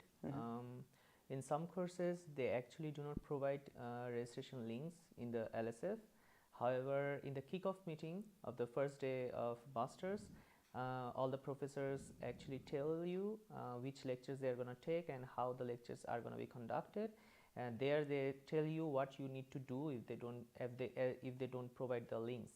Mostly they just tell you to give them an email, and also they will provide you the email address right on that meeting. Yeah. Okay, so the next question is how to log into CMS. I think Ayush just showed that, how you had to do your login and registration. What are the setbacks of having failed exams? What are the benefits of deregistering from exams? So if you have a failed attempt, and if it's mandatory course, then you have lost one of your 3 attempts. And then if it's like an elective course, like you can take another course and then fulfill your requirement. But benefits are like you wouldn't have any failed attempt if you're deregistering, and then it would let the professor know as well that you wouldn't be writing the exam for the semester. Yeah. And if you're deregistering in this semester, you can take that. You can write the exam in the next semester after confirming with the professor. And also, what was the question? Like, what are the impacts of failed attempt? Yeah. So in Saarland University, it's totally fine if you fail the exam. That's totally fine. You have reattempts. And even if you don't like the course, you can just remove it from your transcript and do any other course. So you can replace that failed attempt. No one would know that you failed an exam. So no implications of failing an exam apart from just a little pain. Okay. And also, I would like to add another thing about this failed attempt.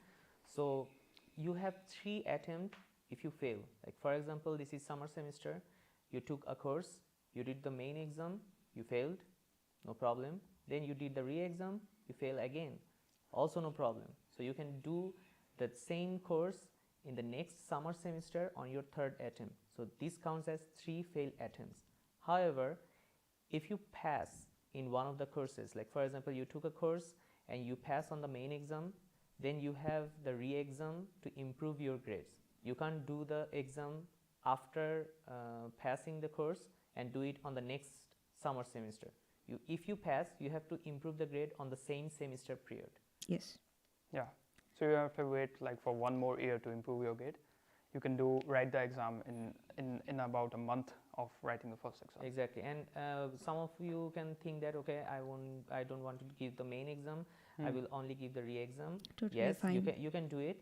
But if you pass on the re-exam, you won't get, like there are no other exam left for that semester period. So whatever grade you get, that will be your final. Yeah, that will be your final grade. So if you write your first exam, you can still take up the re-exam and improve your grade in case you haven't got a good grade. So if you write both the exams, the best of the 2 exams would be under your best grade.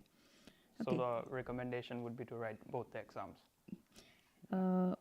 So next question is there a way to get an export link which you can then use to connect the LSF calendar to Outlook, Nextcloud, Google Calendar? Yeah. Yeah, I mean, actually, you can download the calendar. Like you can export it and then import it into your required calendar format. Or I mean, even if since we are using I think Microsoft 365, because you would be using Teams and a lot of things, so you can also import it to Outlook once your schedule is confirmed. Yeah. Okay. There is a course offered by CISPA that is not mentioned in my master's course list on LSF. I can still take course and gain credit points. No. If it is not in your LSF, then you can't do that. You cannot get a credit for that course. Yes. But you can register and study that course. Yes. You can so you can only get the credits of the courses which are there on your LSF, on your program's LSF. Yes. Otherwise, you can study anything. You can study physics, material science, anything. without the credit points, of course. Did the registration for courses start already? I thought we would register after the professor introduced us to their subjects tomorrow. It depends on your course. Few courses might have already started their registration process. You can check into the course, and if you're really interested, and if it was a limited seat course that said that you had to register before this deadline, but most probably most of the courses would have a longer deadline, like at least end of this month for you to register. Yeah, maybe a week, we can say. And then you can still write. If it is filled already, maybe write to the professor and request that you are really interested in the course, and maybe the professor could talk to you about what he can do. Proceed further. And mostly, in addition to that, like the limited seat courses are advanced lectures, which require some prerequisite of some courses that you have already done. So if you are new here, you don't have to worry. All the courses would have seats for you. Make sure you register within the deadline. What if deadline is not mentioned for registration? It would be mentioned. Usually you would have a registration deadline, maybe not just right away, or maybe few courses also tell you after the first class when would be the registration deadline. So just look out for that, attend the first class, get to know more about the course, what it does, and then you can get to know. Do I see correctly there are multiple CMS instances that I need to register separately for? Definitely for different courses. Yes. There would be different CMS link for a different course. So for every individual course, you would have to register on that CMS link. You will find all the links in one place that's called LSF, and from there you can go to separate links, and yes, you have to register in separate websites. And about the calendar export, I found the button where you can export the calendar. So if you can share my screen. Sure. So if you can see my screen, this is like the calendar, and here this tiny thing, this tiny button would be your export button. So iCalendar export for Outlook. So it would download ICS, which you know how to import it to Outlook or Google Calendar. So that would add into your Google Calendar or Outlook Calendar. So this is the button. After you're done filling everything, you can just click here and it would download the file. Yeah. Okay. So what another question we have? Okay. What are LST, LCT, BSc, BS programs? I mean, which one have to select while registering to text to speech synthesis course, as I belong to embedded system course in masters. So I think we would need some more information on that from our MSc or LST? LST and LCT. BSc and BS programs. Not sure. What is LST? Not sure what are those mentioned, but if it is listed in your master program, you should be able to register for it, and science technology, it says. You can select. I mean, maybe you can check on the. Maybe you can talk with the study coordinator. Yeah, you can talk to your study coordinator about it. Yeah.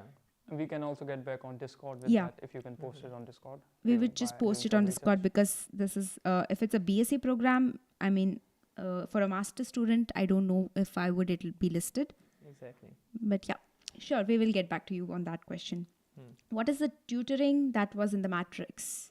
So you can be a tutor for a course if you have taken that course, and if you have done well in that course, and if you are ready to help your peers who are coming for the next semester, next year, and you can act as a tutor. And they are mostly paid positions. And also you would get 4 ungraded credit points. Yeah. Yes. Of course, like if it's written on the study plan, then tutoring can get you credit points plus some money. Yeah. Can you please explain the concept of ITAN in detail? When does the number expire? Okay. So I think when you run out of numbers, I guess. Usually yeah, if you have already used the ITAN, so just to brief again, I think Ayush already covered it. But ITAN is the list of your, it's like your one-time passwords, like that you would need to have. You need to have it for registering for your examination. So once you get your ITAN generated from HIZ, we have posted the link on the chat. So just get your ITAN list. You would initially get two passwords. You need to enter those, and then you will get your ITAN list generated for either 20 or 40. And you can just download this, and please keep this PDF safely, because it would be you would be using all those numbers for the rest of your semesters, for registering for your exams, for registering seminars, etc. So every time you register for an examination, a new number would be asked, and you have to put it into your examination registration. Then you will be registered for the exam. So yeah, that is about ITAN. Okay. So next question. Okay. Can I put a course 9 credit points into advanced course? No. So difference between a core lecture is an advanced lecture are credit points, and the amount of work you do in both of them, and the number of lectures in a week. So core lectures have 2 weeks, advanced lectures have one. Core lectures have in two core classes lectures in a week. You have 2 lectures in a week, and in case of advanced lectures you have 1 lecture in a week. So you will eventually obtain 9 credit points for the core lectures and 6 credit points for the advanced lectures for this reason. Yeah, and it's not possible that you do a core lecture of 9 credit points and you put out the 6 out of them to put it in the advanced lecture, and remaining 3 would be ungraded or something like that. You can't do that. Yeah. Okay, are we advised to take up seminars in the first semester? You can look at the prerequisites of the seminar. If you think you can do the seminar, definitely. It's nothing like you can't, there's no restriction that you are not allowed to take in the first semester. So if you feel like you can do it, you definitely can. Personal experience, I did my seminar in first semester, which was pretty advanced for me. Everyone was like, why are you doing this in first semester? I was like, just like that. I liked it. And I did it in first semester and passed it with good grades. So it's possible that you can do the seminar in first semester, but everyone you speak to would not recommend it because of a reason that this seminar might help you to get a heavy job, which helped me too. So yeah. So it's completely up to you. Up to you. If you can manage the workload and the difference. Okay, in HIZ portal for requesting new ITAN list, whom should we be sending this mail? I think we have put the link already for HIZ. You have to just open a ticket in the help desk system, and they would respond you about how to register for how to get your ITAN list. Could you please show us where to register for German language courses? Yeah, that's easy. If you can share my screen, please.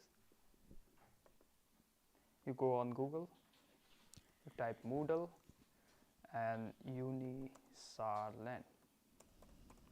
German course. Yeah, German course. Or maybe this is the link. Yeah. So yeah, found it. So you type Moodle and Saarland, and you go to Moodle here.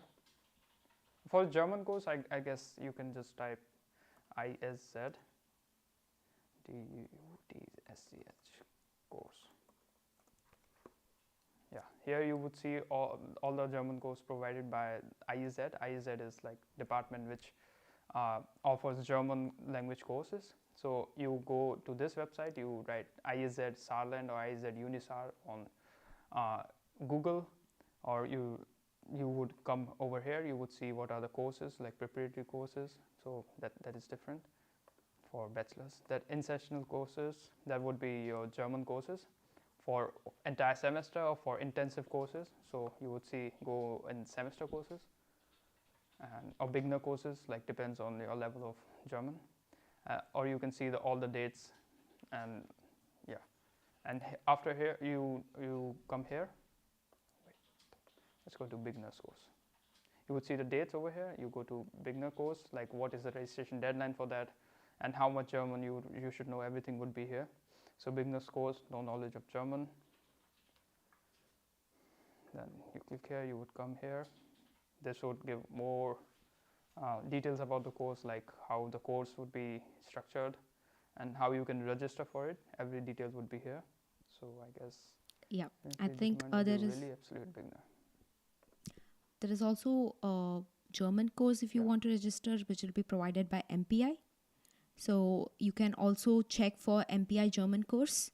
But yeah, there would be a limited number of seats. So we suggest you to look into those German language courses as early as possible and register to them.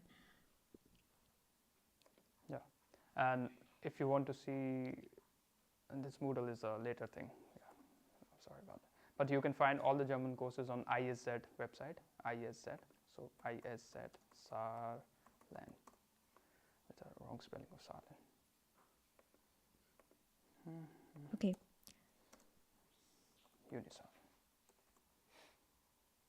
You would come here, and this is the website. We can also put the link in the chat. Yeah, maybe. we have posted the link in chat. All right. Okay. So we can go to the next question then. Yeah. I have requested for registration of some seminars with different priorities. How can I be sure that I'm completely registered in the seminar? You get a confirmation mail. Yes. And so you will get assigned the seminar for this semester. The deadline is April 15th.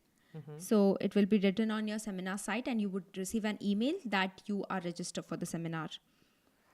And there's a different website to register for seminar. Can you please share the screen? Yeah, so you go to seminars.cs.unisaarland.de. You would get the link in the chat. You come over here. You'll again do the same process. You log in with your CS department account, which you might already have. So you see the seminars which would be offered in summer semester. So pro seminar, like it's for bachelors. For bachelors, okay. And seminar assignment for masters. Yes. You would see the topic name, the description, what would be the registration link to that, and requirement and number of places. So everything would be given over here. And if you want to register for a seminar, you log in with that. You would see a register button, or you would see external link to the website, and you would write your motivation, that why you want to do the seminar, and the provider would see your motivation, and if he or she finds it suitable, then they would offer you the seminar. And if you miss the first lecture of the first attendance of first class of the seminar, then you might be you would get kicked out of the seminar. Yeah, and also the registration for this this semester for seminar is on April 12th. So if you are interested, please do register by today or tomorrow. So do it as soon as possible if you want to do that. Okay. And also there's one thing about the confirmation. You should choose at least 3 seminars. You can up to 3 seminars, or you can choose up to 5 seminars. And if you choose 5 seminars, that means it's pretty urgent for you, so you will definitely get 1 seminar. Yeah, so you can put the priority on that. Yes. Like this is my highest priority, this is my middle priority, least priority. And you have to write motivation for all of them. So you have to give like mandatory 3, and there will be, if you are not interested in any other and you want to just interested in one, you can just put a high priority and then give the other 2 options as no seminar. Yeah, that too. Yeah, you might get it or might not. Might not.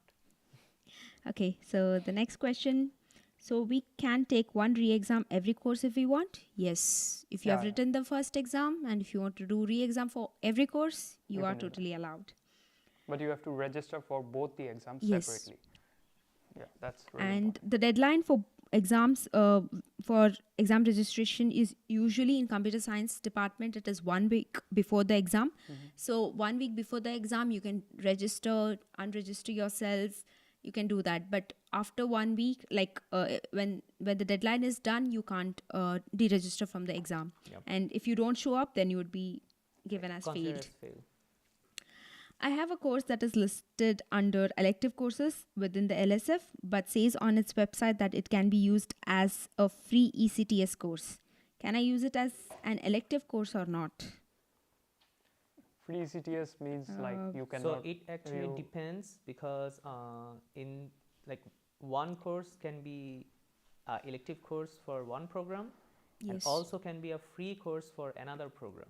So if you have any doubt, just write to the study coordinator, ask them that this is what I see and I don't understand, and they would respond with you the right answer for your case.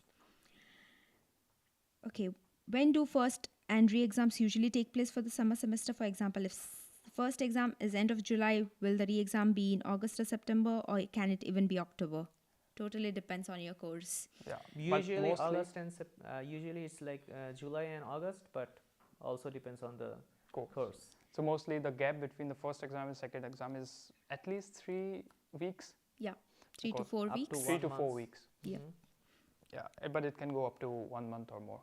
So you would have, and you would also get to know the grades of the previous exam beforehand, so that you would know like what have you done wrong. So that would help you in preparing for the re-exam. Also too? You can look at the exam. Yeah, and also you can look at the exam and see what you have written, why the teacher has deducted this marks or something. You can go for exam inspection after your exam is done to check where did you lose your marks or what was the right answer. You can talk to them. You would have your tutors, you would have your a professor maybe to talk to, and then you can get to know about how the evaluation was done. The LSF doesn't mark the course as ungraded. Okay, I think this was respect to the ECTS. Exactly. Yeah. If the first class of the course is clashing with our semester kickoff meeting, what should be done, as either of them can't be left unattended? We suggest you attend the class and because the lecture, because the kickoff meeting is going to be recorded. You could still see the kickoff meeting after you attend your course. So we totally recommend you attend your lecture, and if your lecture is also recorded and you can also watch your lecture recording, it totally depends. Yeah, on you. And kickoff meeting is tomorrow, right? Yes. So then there would not be any class tomorrow. No, there would be few. Because the kickoff meeting because is on the from first day of 4:30. semester there are no classes mostly. No, I do have classes tomorrow. Yeah. So I also did had classes last semester. So yeah, it depends. Hard life. So yeah. Where can we get the first two ITAN numbers? Yeah, again, as we suggested, we have posted the link of HIZ. Just write open a ticket in HIZ and they will send you a mail with the two ITAN numbers. Even for the exam, is there a limited number of seats who can appear like first come first serve? No. But you are eligible for exam. Yeah, if you clear the eligibility criteria of your course, and if you are eligible for the exam, then you can register if you are prepared for the exam, or if you are not, and if you don't want to give the exam, just don't register. So it's totally fine. In bioinformatics, it's written on seminar link to mail, and please also attach the transcript of records from LSF. What does that mean? As we are first sem students. For seminar? Yes. So then if they are asking for transcript, then it would be an advanced seminar that would require some prerequisites. Yeah. Yes. So you would not be able to register for it. Maybe you can check what are the prerequisites for that seminar. If they are asking you that you need to have this course done, and then you can register. So if you really think you would still be eligible, maybe you can with the professor. Yeah, you would have the names of the professors and assistants who would be working on it.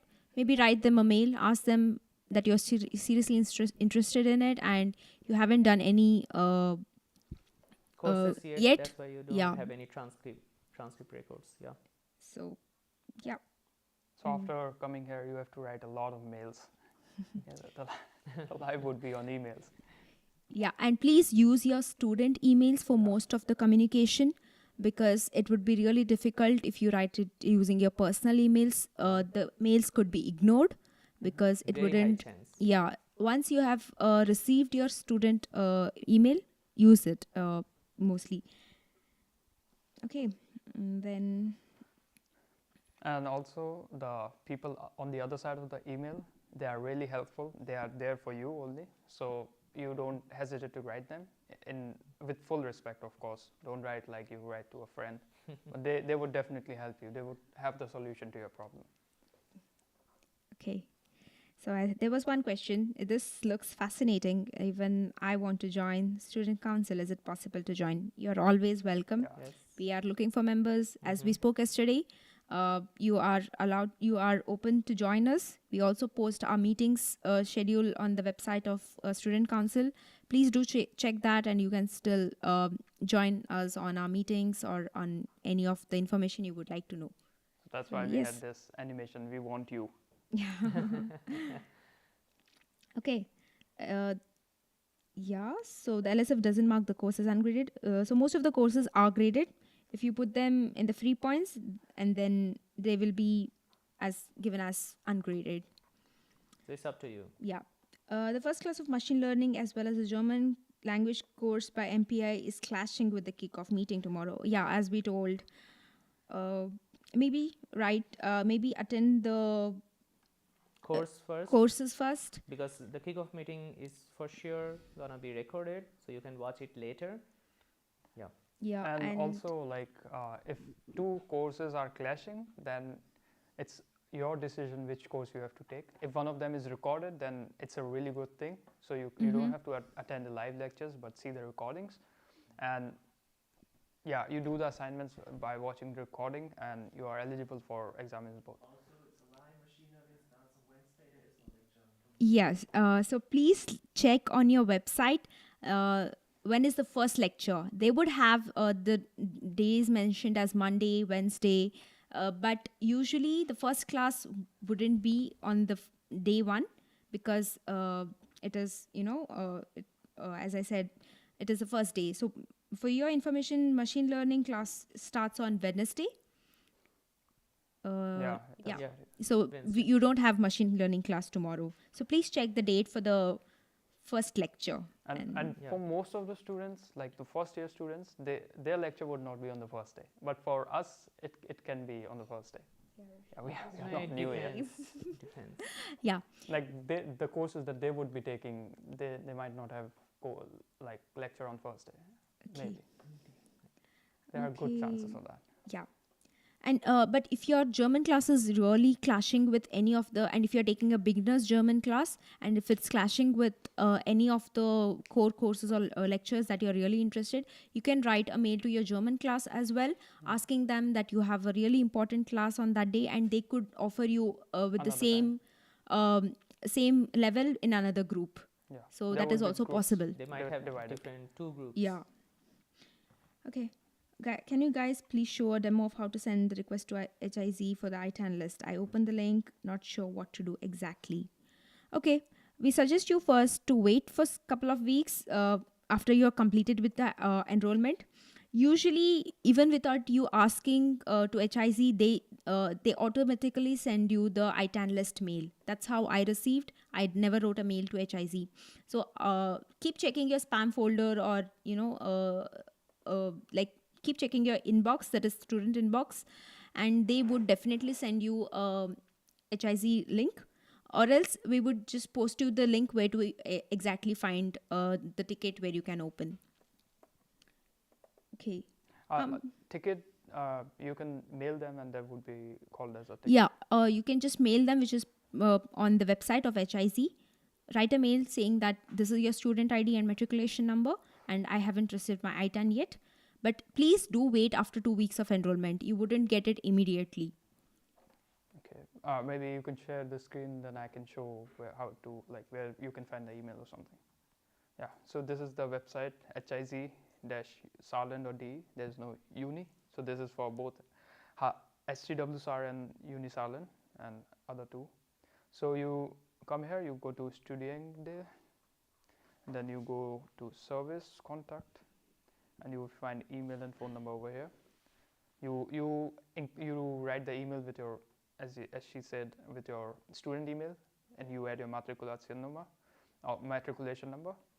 and you send it that I want an item list. But as she said, like you get it automatically after 2 weeks, so you can get it after 2 weeks. But for me, I didn't got it, so I have to write an email to them, and they send it me like in 2-3 days. Yeah, so this is how you can get the item It was list. the same case for me too. I also have to write to them to give me the item list. So Yeah, even though but still it's wait written. for 2 weeks. Yeah. I agree with Ketana. Yes, still wait for 2 weeks because it's mostly needed for exams, and in case of seminar, you would still have like one more week to register after the 2 weeks. Yeah, it's in German. The website is in German, so you don't have to panic. You can still write the mail in English, and they would respond to you. Yes. Okay, so I had another question. How much time we usually get to prepare and present the papers in seminar?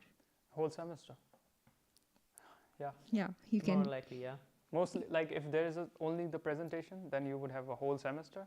If there is a project only, then you would have whole semester. And there is both, then you would have deadline set. Like until, let's say, speaking of summer semester, then until June you have to present seminar paper, and until the August or September you can show your project. So depends. But if it's alone the presentation, then you have the whole semester. How much time? Can we write exam for a course without registering for the course? No. No, you need 50%. No. Or Every assignments course above. would have eligibility criteria for the exam. Yeah. So you need to register for the course, clear that eligibility, and then register for the exam. So even if you have taken the course and if you cannot do your assignments, or if you don't pass the eligibility criteria, you wouldn't be allowed to write the exam. So please, it's not possible that you can just write the exam directly. And what exactly is a term paper? Term paper. Examination paper? Where maybe did you a see little. that, terminology, maybe. Yeah. Could that you might help? explain what you mean What by in term by paper? term paper? Yeah. And we are over our time. Maybe we can take more questions after the break. So we are 10 minutes over time. So maybe you can post your question about what do you mean by term paper, because that is not something we are aware, and then we can get back to you on that. Yeah. And After the break. if anyone else have other questions, they can just post it in the chat, and we can answer them after the break at 1:30. Yeah, we will be back at 1:30 in 20 minutes. and see you guys. We talk about thesis and research institutes. Thank you. Thank you.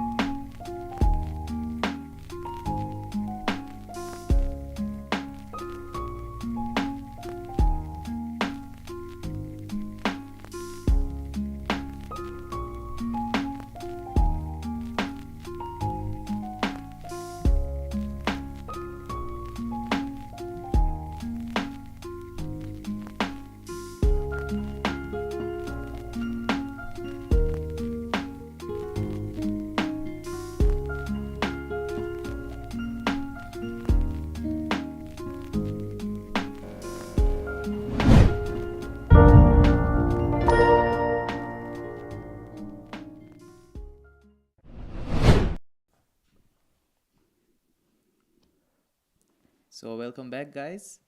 Now, at first, we would start with the questions that we left. Ayush? Okay, so I guess we were here. I accidentally put college semester as 1 instead of 0 while registering for 2 courses. Could that be a problem later? No. I put 0 and 0 in all of them, and Yeah, it's not a problem. just statistics, yeah. Yeah, it's not really a problem for you, so don't worry about it. Okay, so there was a question, like what exactly is a term paper? Do we get any details on that? Or Next question. yeah, okay, so if you can give us more detail about what term paper is, then it would be good. So this was mentioned in course description. In order to get exam admission, you will have to pass assignment, write a term paper and discuss with your teammate and a tutor. Okay. So technically it depends on the course actually, and they would give you much more explain you much more about the term paper, how to conduct it, how to prepare it, and yeah, that's it. Yeah, if it was mentioned that this is an assignment criteria and that is what you need to write and pass for the exam, then when you go ahead with your course, they would talk about it in detail. Or if you're still not sure, just attend the first lecture. They would talk about what exactly they're expecting in your term paper, and you can ask questions that day also on your first lecture day. Okay, I hope this answers the question. So we have something really important. Okay. Good question. What's a block lecture? So block lectures are not the regular lectures. Let's start with that. So usually the lecture period, like for winter semester, the lecture period ends at February, the first week of February, and then after that, the block lecture period starts. So you would have 2 weeks, 2 lectures in a week, or maybe every day. It's It depends on Yes, your intensive. So it's like 5 days a week. So every day you would have the lecture. In usual study period, it's either 2 lectures in a week or 1 lecture in a week. But in case of block lectures, which takes place in the holiday part, so that's why it's a very intensive course. So you would have lectures every day. So that's why it's like block lectures, and we also have block seminars, which also works the same way. Like every day you would have lectures, and every day you would have seminars. Yeah. So it's basically the time period of your holiday. So you get like 1 month of break. So suppose as Muni mentioned that your semester would be done by end of by February and March, you wouldn't have any lectures or any kind of exams. Then you can take a block lecture, and even in that you have advanced block lecture, core block lecture, and also block seminar. So once you take those, you would do the lectures, the assignments, and your exam all within the period of maximum 4 weeks. So it's a pretty intensive course, and you would get the credits for that course. Yes. So I would like to summarize that. So block lecture, as she said, is a pretty intensive course. You do it in a month, or it can be of 2 weeks or a month, depends on the course. You do the same things as you do in a regular lecture, but in less time, like in really intensive time. You would have assignments and exams for that. And the best thing, you can get credits for that, graded credits. So like if you do a regular lecture, that would require 6 months of work for 9 credits, let's say. So same core lecture worth 9 CP, you can do the block lecture of that. Like it's not the same, but the courses would be different. So that's an intensive course. Yeah, and you do it at the time when you're done with exam, or you have free time after your exams. So or you don't want any breaks, you just want to study all time. Yeah. So that's what a block lecture is. Yeah. And any other questions? Well, not. We are done with questions. Nice. If you have any other questions, please feel free to write in the chat. We are here to answer. Until now, off to Kirtana. Yeah. Thank you. Thank you for your questions, guys. So now the topic of discussion would be the research institutes that are available that you see around the campus. You might have, if you have taken a stroll around the campus, then you see a lot of institutes that are present in the campus, where you can do you want to go to. So just a brief introduction to all these research. So this is the map of the Saarland University research buildings. So you can see DFKI, then you see CS department, then you see MMCI, and you have the MPI, and then you have MPI informatics, that is informatics, and that is software systems, and then informatics, and the last building or the first building when you enter from the other side of the university, that is StEP. So in university, I mean, it's well known that University of Saarland has a very good number of research institutes, and that is really useful to many students. So we have like media technology lab, and you have visual computing group, bioinformatics, data science, artificial intelligence, human computer interaction, and so many. So all these groups are managed by University of Saarland. Next you have the DFKI, it is a research institute for artificial intelligence. So you can see that it is the building is right next in front of Mensa. If you have visited Mensa, you can see it is right opposite Mensa, the building of DFKI. So mainly they are the leading industry in artificial intelligence, autonomous driving, robotics, and many more. So you could check on the website of DFKI for the different projects they are doing and different work areas, and if anything is interested, then you can look into those projects. Next you have Max Planck Institute for Informatics and Max Planck Institute for Software Systems. Again, this is one of the renowned institutes in Germany, and you can also reach out to them to check out if there is any good projects that could be of your interest. Just write a mail and check their website and write a mail to them. Another one is in the same lane. If you come, you can see the multimodal computing and interaction building. They mainly talk about ubiquitous computing, human computer interaction, augmented reality, etc. And StEP is about cybersecurity mainly. So StEP Helmholtz Center for Information Security. So you can talk about they offer a lot of cybersecurity research projects and privacy technologies, trusted computing, secure mobile development, autonomous system, usable security. So again, you can apply to any of these research institutes for HEVs. If you are looking for any project, ask them for thesis maybe, and you can get started with any of the researcher working there, and you can write them a mail and tell that you're very motivated to work for that project. And there is also another institute that you can see after StEP building, that is KIST, that is Korean Institute of Science and Technology. It is mainly industry-oriented research, and it's also a go-to place for the bioinformatics students. So they talk about toxicity assessment, immunoresearch, and drug delivery. So all these institutes are on campus. You can visit these institutes as per the COVID regulations, but please reach out to them before you visit them offline, and talk to them about your interests, and then you would receive a response from them.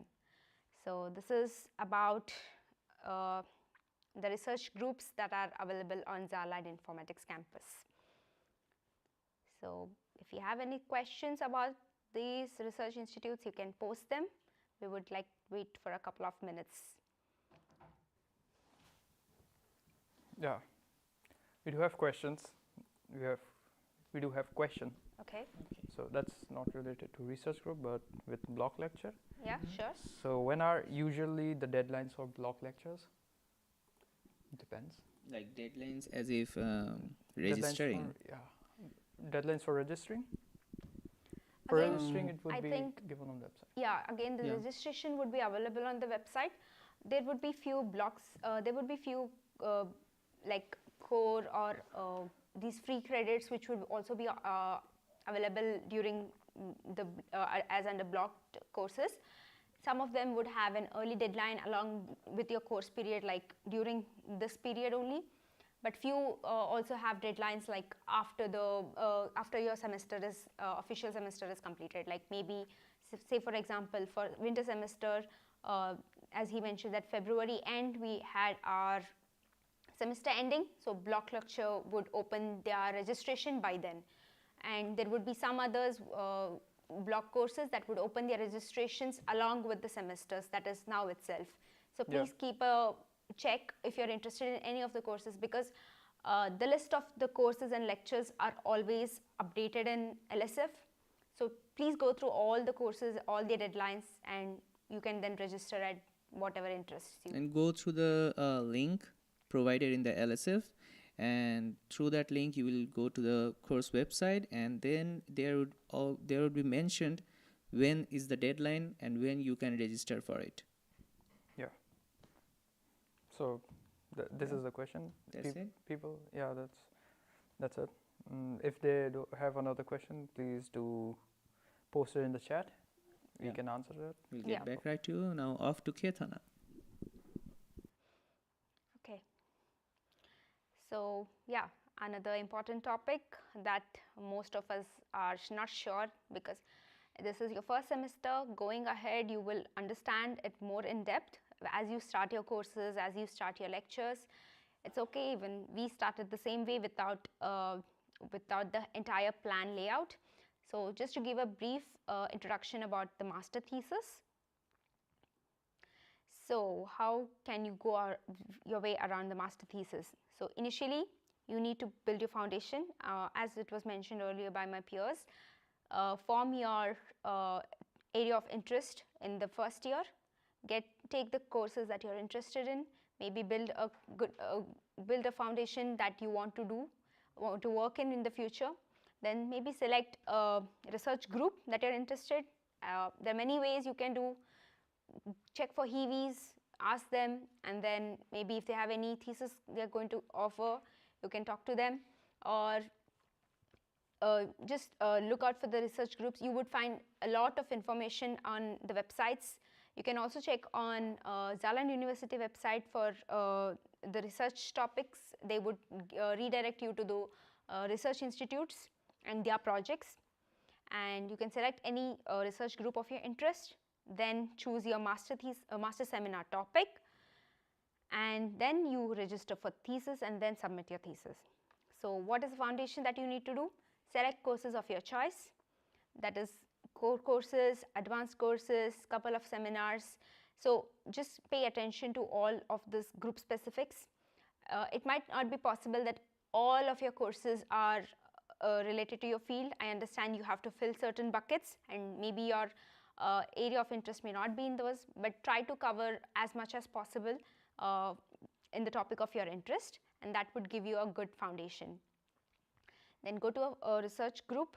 So all research groups at a university have specific fields their research is dedicated to, and you can learn more about them by taking the seminars, talking to lecturers, and also research assistants is a good way to find out more. So you can talk to even research assistants, you can work as a research assistant and maybe get more information of the project, and you can proceed in that direction. So what is master seminar, which was already asked? So master seminar is before you submit your thesis, you would need to present your master seminar. That will be of 12 credit points. So this would have mainly literature survey, background knowledge, papers, and papers. So that's the basic things that you need to start working on your major on the thesis part. And yeah, so it would maybe give you a brief protocol that you're going to work on. Then the master thesis. So master thesis is work with your favorite professor or in your favorite topic and find your problem statement, and please have realistic expectations. Maintain good communication from your supervisor, PhD, lecturer, or the professor. So it could take some time for you to prepare on your master thesis. Register for the master thesis only when you are sure you're going to submit your master's thesis. So it could take some time. Have good communication with your supervisors, and they will let you know when to do what, and that would give you a better way, that would lead you to the better way of how you can submit your thesis. And yeah, so if you want to do your thesis not at the university, but you want to work at an industry, and you would want to work with any company, then you will have to that is also possible at Saarland University. And here maybe you would have to find a professor who would under whom you would talk to about your industry thesis. And then so every group will have different restrictions.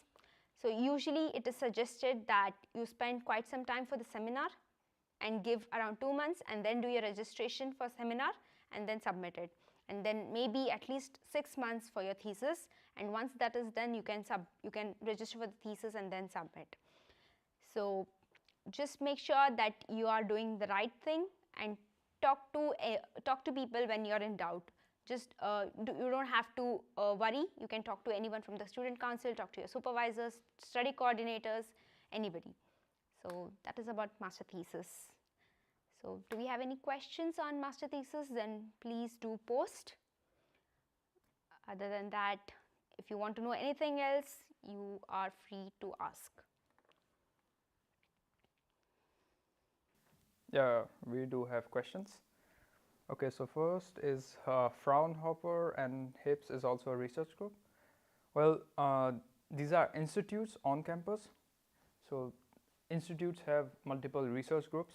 So the research, you can work in the research group. You can do they may offer you thesis on CS topic, but Fraunhofer is for embedded system, and HIPS is for bioinformatics. So if you want to do specialization in these things, then you can take courses from Fraunhofer and HIPS. So they are institutes, not research groups. They have research groups in that. Okay. And anything to add? Nope. Do you have any other questions? Yeah, we do have. So can you explain how to find rooms for lectures? For example, E1.3 HS001, this means what? Okay. So as we told in yesterday's topic, so if you had seen yesterday's videos, we suggested you download the Unizar application from Play Store or App Store. This application has the entire map for the Saarland University along with the room numbers on it. So we have different sections like A, B, C, D, E, and for every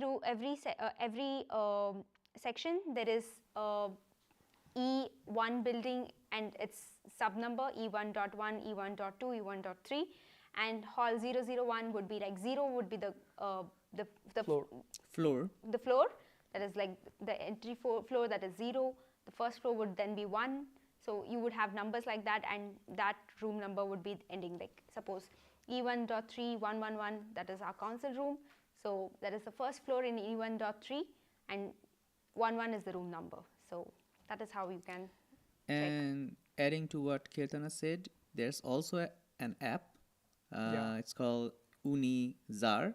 So by that app, you can very shortly find which building is where in the campus, and you can search for your room pretty easily, because if you find the building, finding the room is pretty easy after that.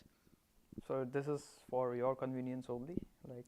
And Unizar application is really good. Even you can check your Mensa menu. Mensa menu, yeah. So for what is present for the next day or today, and all the timing as well. Okay, so I hope this answers the question. So another question is we have, can we get money by doing a project in research group? So yeah, sure. You get the money by doing a project in research group?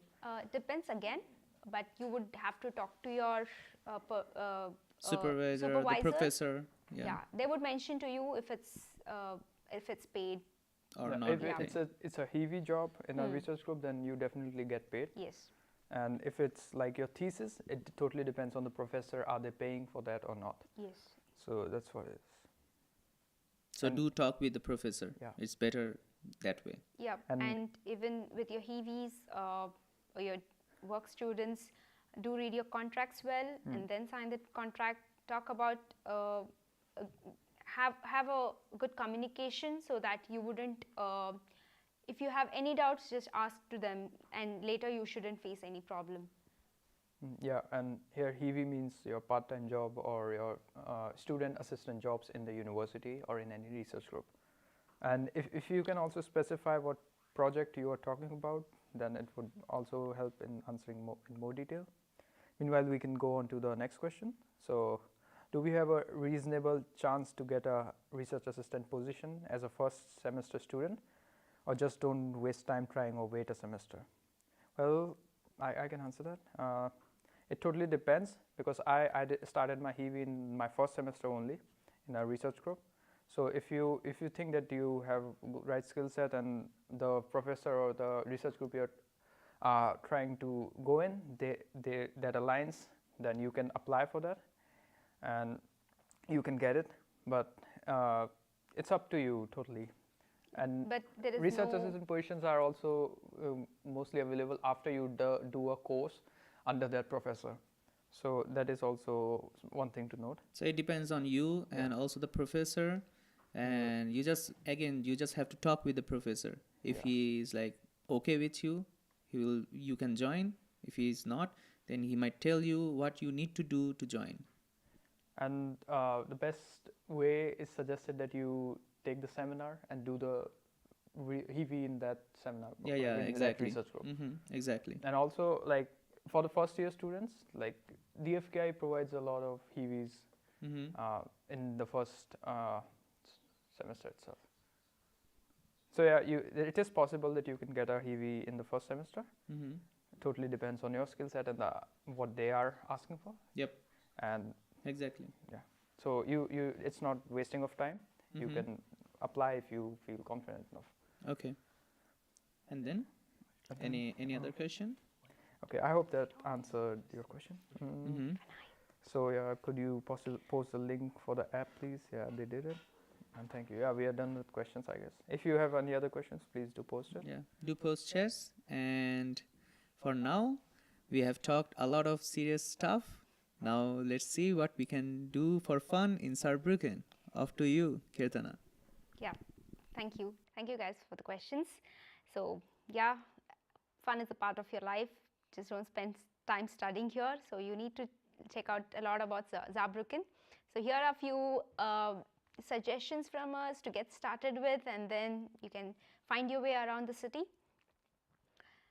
So what are the fun things that you can do about Saarbrücken? So there are many things like in the outdoors. You can go for hiking, cycling, running, sightseeing. Saarbrücken has a really nice places for hiking.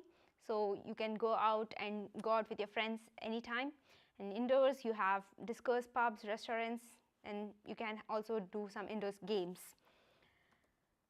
And yeah, you can download the app Saarland Touren to know about more about what is available in Saarbrücken and Saarland.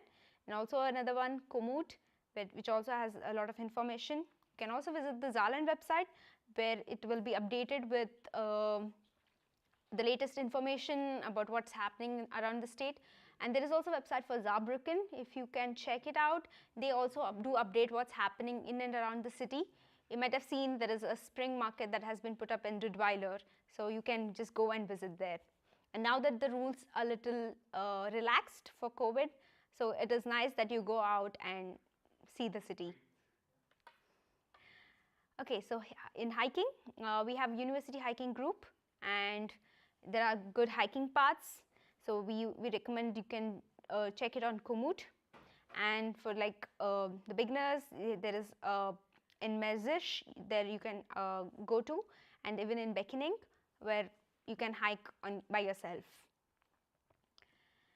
For cycling, we know cycling groups, like you can communicate to us and we would let you know if there is any cycling trip happening. And then yeah, as mentioned yesterday, we also talked about renting bikes.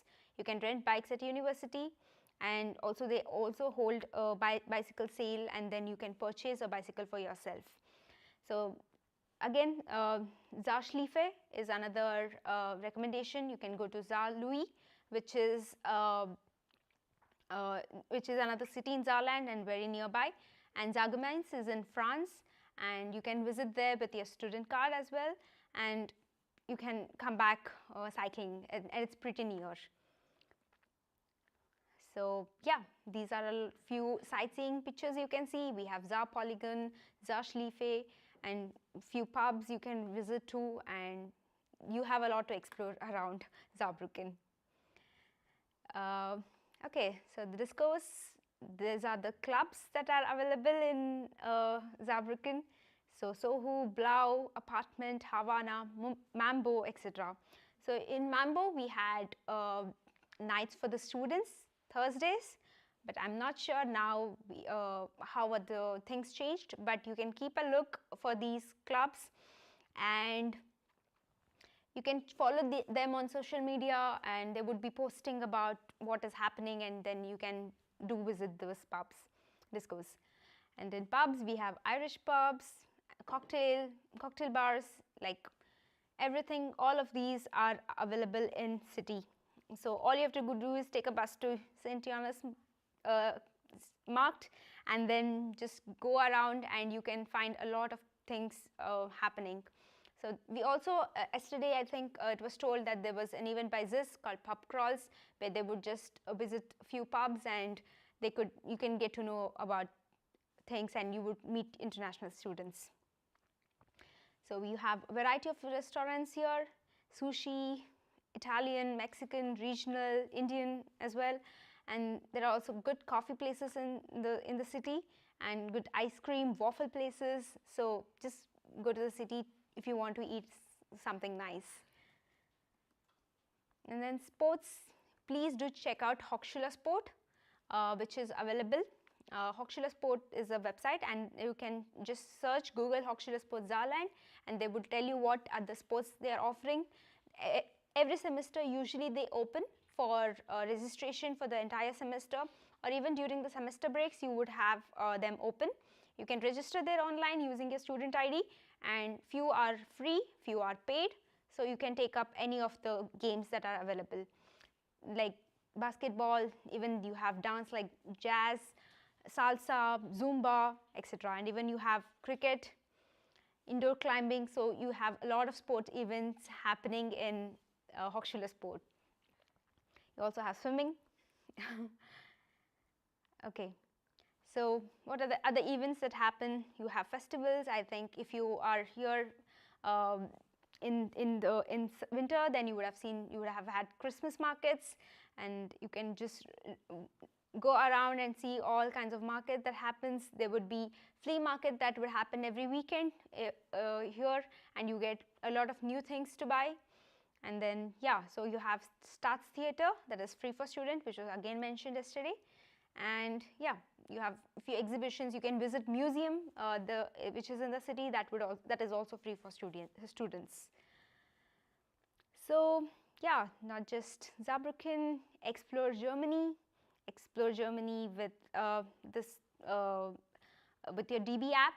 Travel around, you can easily travel around Germany, and your visa is valid across Europe, so you can also travel in and around Europe using student trips.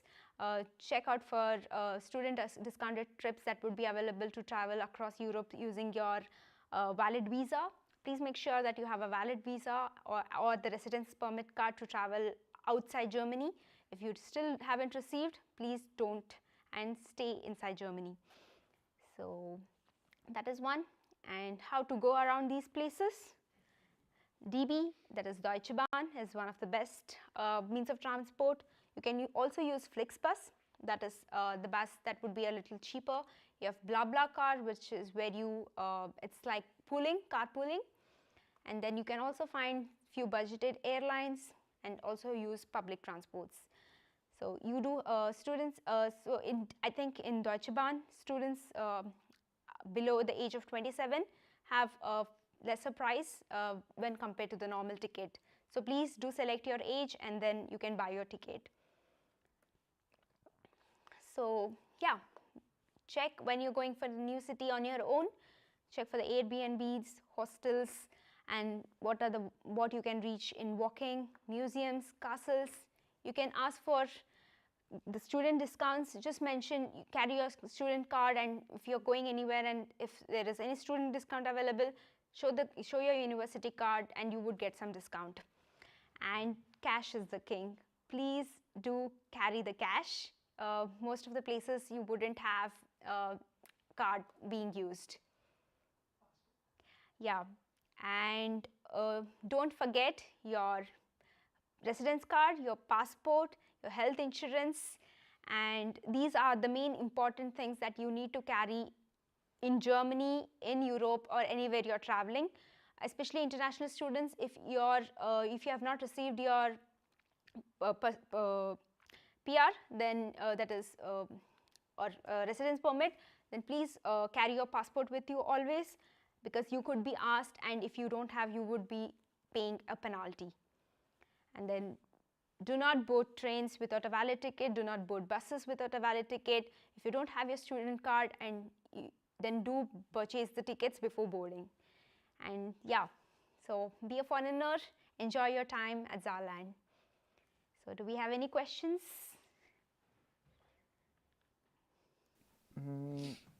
No, we don't have any questions. I think everything is clear in terms of fun.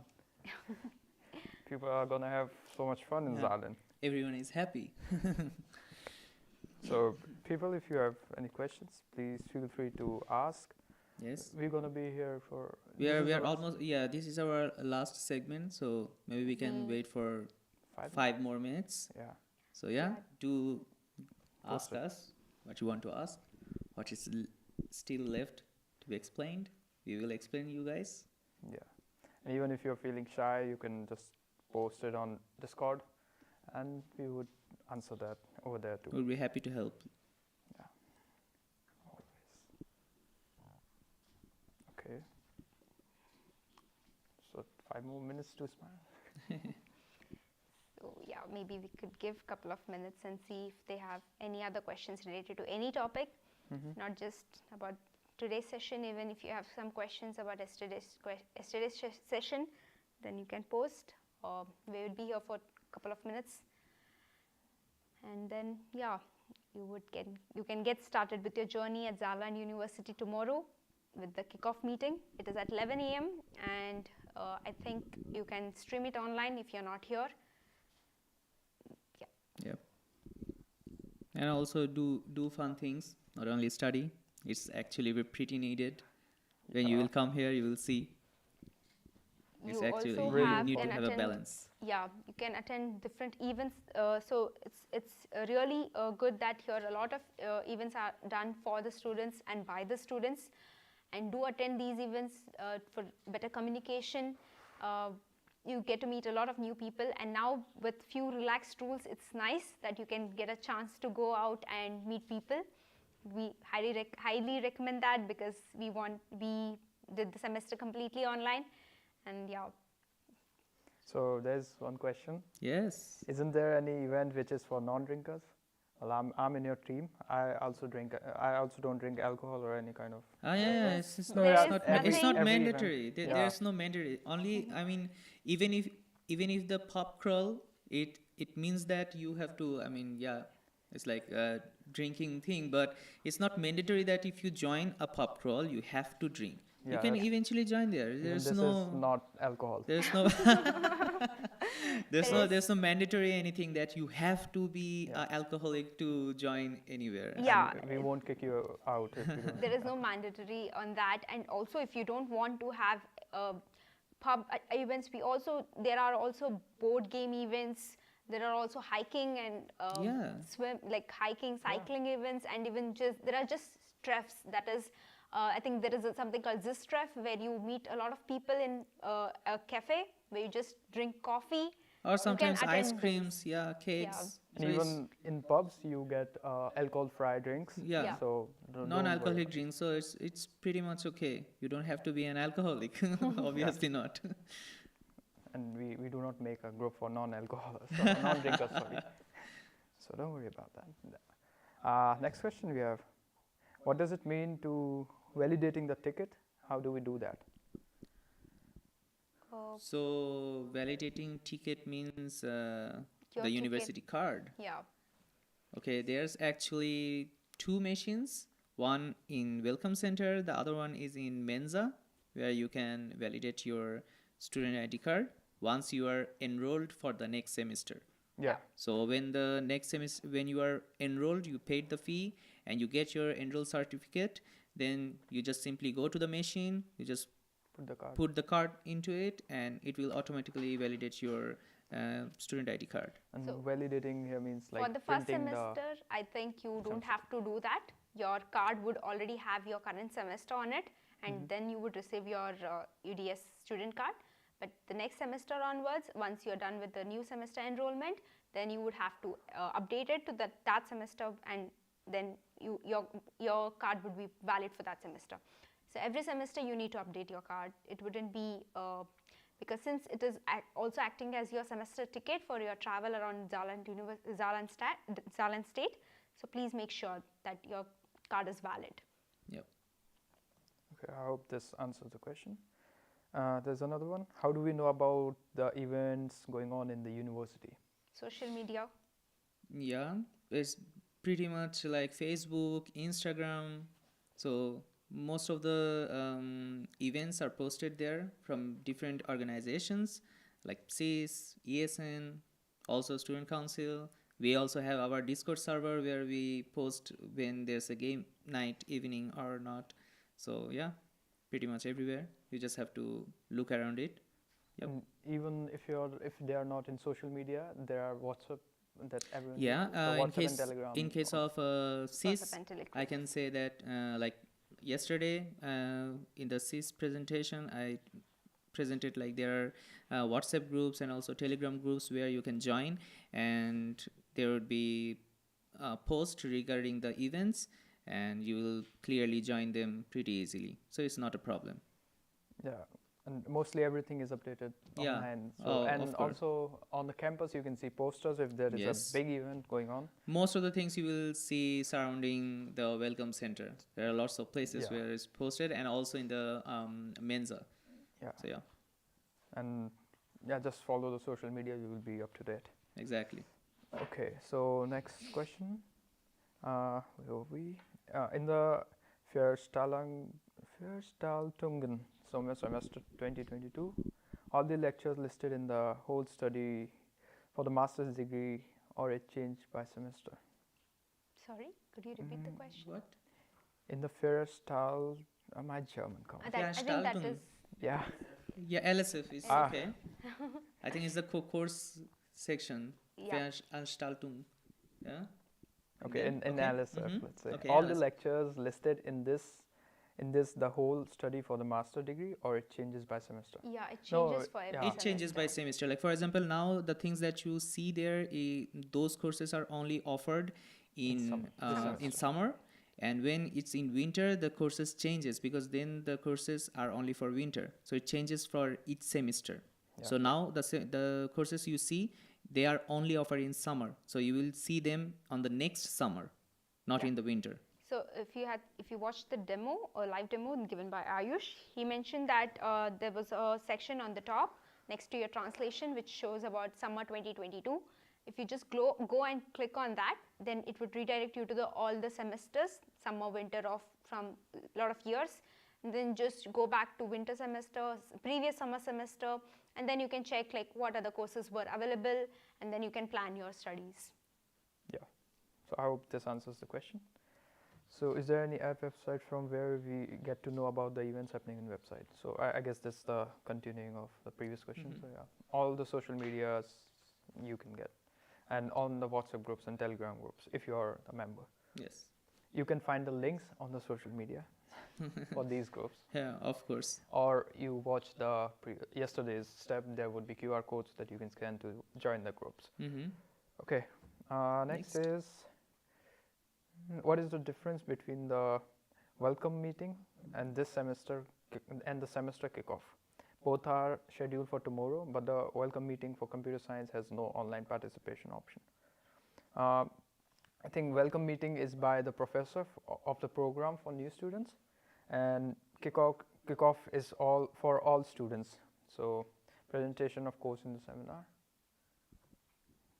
Maybe the other way around. I mean, the kickoff meeting is mainly the professor saying how the courses would be or which courses they are gonna present In to the computer science. semester, and the welcome meeting is for New students, yeah. Only for new not, students. Not, not just about Not just about science. courses, yeah. Yeah. So kickoff for Kickoff is like the all the professors would be there just presenting like presenting what they're offering. which of what they're offering, yeah, exactly. And welcome meeting It's for new everyone. students, just new students, yeah. Okay, and the question ends with like welcome meeting has no online participation option. Mm. Well, it's a good thing because because us we get all everything online. We actually wanted to have something on site, but now it's a good thing that they are offering it on site, so you Yeah. can literally have a proper orientation as a first Like year student. University. Yeah. Oh. Okay. I hope this answers the question. I have a question related to yesterday's topic. Yeah. Can I open a bank account with 1 month contract? 1 month contract of what? Yeah. Oh, 1 month resident contract, I think. The Yeah, I think if you open your bank account with your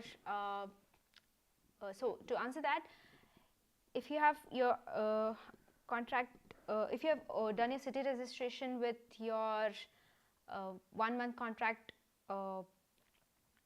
lease or contract, and then when you shift to a new place, you would have to again register your new place. Mm-hmm. So You have to change the address mainly. so you might have to go contact your bank again and then tell them to update your address. So it's actually possible. So if you change your if you even have a contract of like 1 month, so you can open the bank, but obviously after 1 month you have to change your address and you'd be in a different place, so you have to change the address in every places you have given that address to, starting from city registration, then bank, and the lists go on. Health insurance. Health insurance also, yes. Yeah. And if you don't change the address, the letter would come to the old address. Yeah, and So here that's letters are very important. Pretty important. There's an offer by German Post where you can tell them you know a new address and then they'll send you emails redirecting to your new address. Didn't understand that. Yeah, so you can also contact Deutsche Post Mm-hmm. and that is German Post and tell them that you have changed your address and ask them to redirect all your mails that was going to your previous address to the new address. But you would have to pay certain amount for that to happen. Yeah, and also it's also important to change your address at the university. Yes. Yeah. So there are some helpers in the chat. Yeah. Thanks for that. Okay. Okay. Well, guys, this is quite massive overhaul of the Master StEP program with a smiley. Sorry? That's not a question, I guess. Oh, okay. We are so into it, like, yeah, what's the question? Yeah. I guess these are the end of questions. Okay. That is it. Okay. Yeah. So we can wait a couple of minutes. Like, Yeah. Yep. So we would end at 17 in 2 minutes. Yeah. Yeah. So Sure. if you have 2 minutes. any other questions, please feel free to post it in the chat, and yeah, we can help with that. So And even after that, Discord is open for you. You can ask any questions in the Discord, and you will get your proper answer, or at least we would try to answer as much as we can. Yep. to reiterate, you can also contact us, student council members, from our student council website. You can find the mailing list available on that. You can contact any individual members, or you can just write a mail to the support that is available, and we would be open to help anytime and for any reasons. Okay then. If we Let's have just nothing coming up, I think we can You can close. wait 1 more minute. Yep. Yeah, okay. till 17. We have also posted the link to our website in the chat, so Yeah. you can go ahead and see the services that we are offering. Now we have an appreciation. Thanks a lot, guys. It was thorough. You're welcome. One question, I'm unable to join Discord link. Can you post it here, please? Yeah, we can do that. Yeah, we can do that.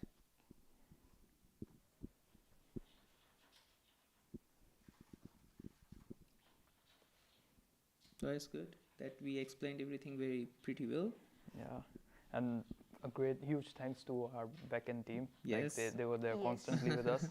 So we had two members from our student council, Nicholas and Max, who did the You entire can come setup here. for. That's Nicholas. Yeah, that's Nicholas. We need Max here. Yeah, come, Max, come. And Max. that's Max. So they were here with us for 2 days, and they Yeah. did the entire They helped us a setup, lot. And Without them, it won't be possible. yeah, Yeah, so thank the you guys. streaming was very much smooth and better. All thanks to them. Yes. And you can also be a part of student council, so you Yeah. can join us as Our doors are open. Yeah, Metaphorically. you're welcome. Okay, then So, do we have any more questions? I guess not. Yeah. No? So People we are- can wrap up. Yeah, we Okay. can wrap up. This is For the this, yeah. end of Master StEP Yeah. for 2022. Yeah. The whole team can come here and we can say goodbye. Yeah. All right. Max, So yes. Nicholas. Yeah.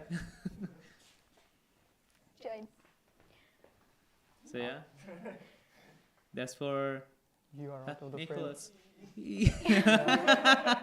Now who's gonna stop the? Yeah, yes.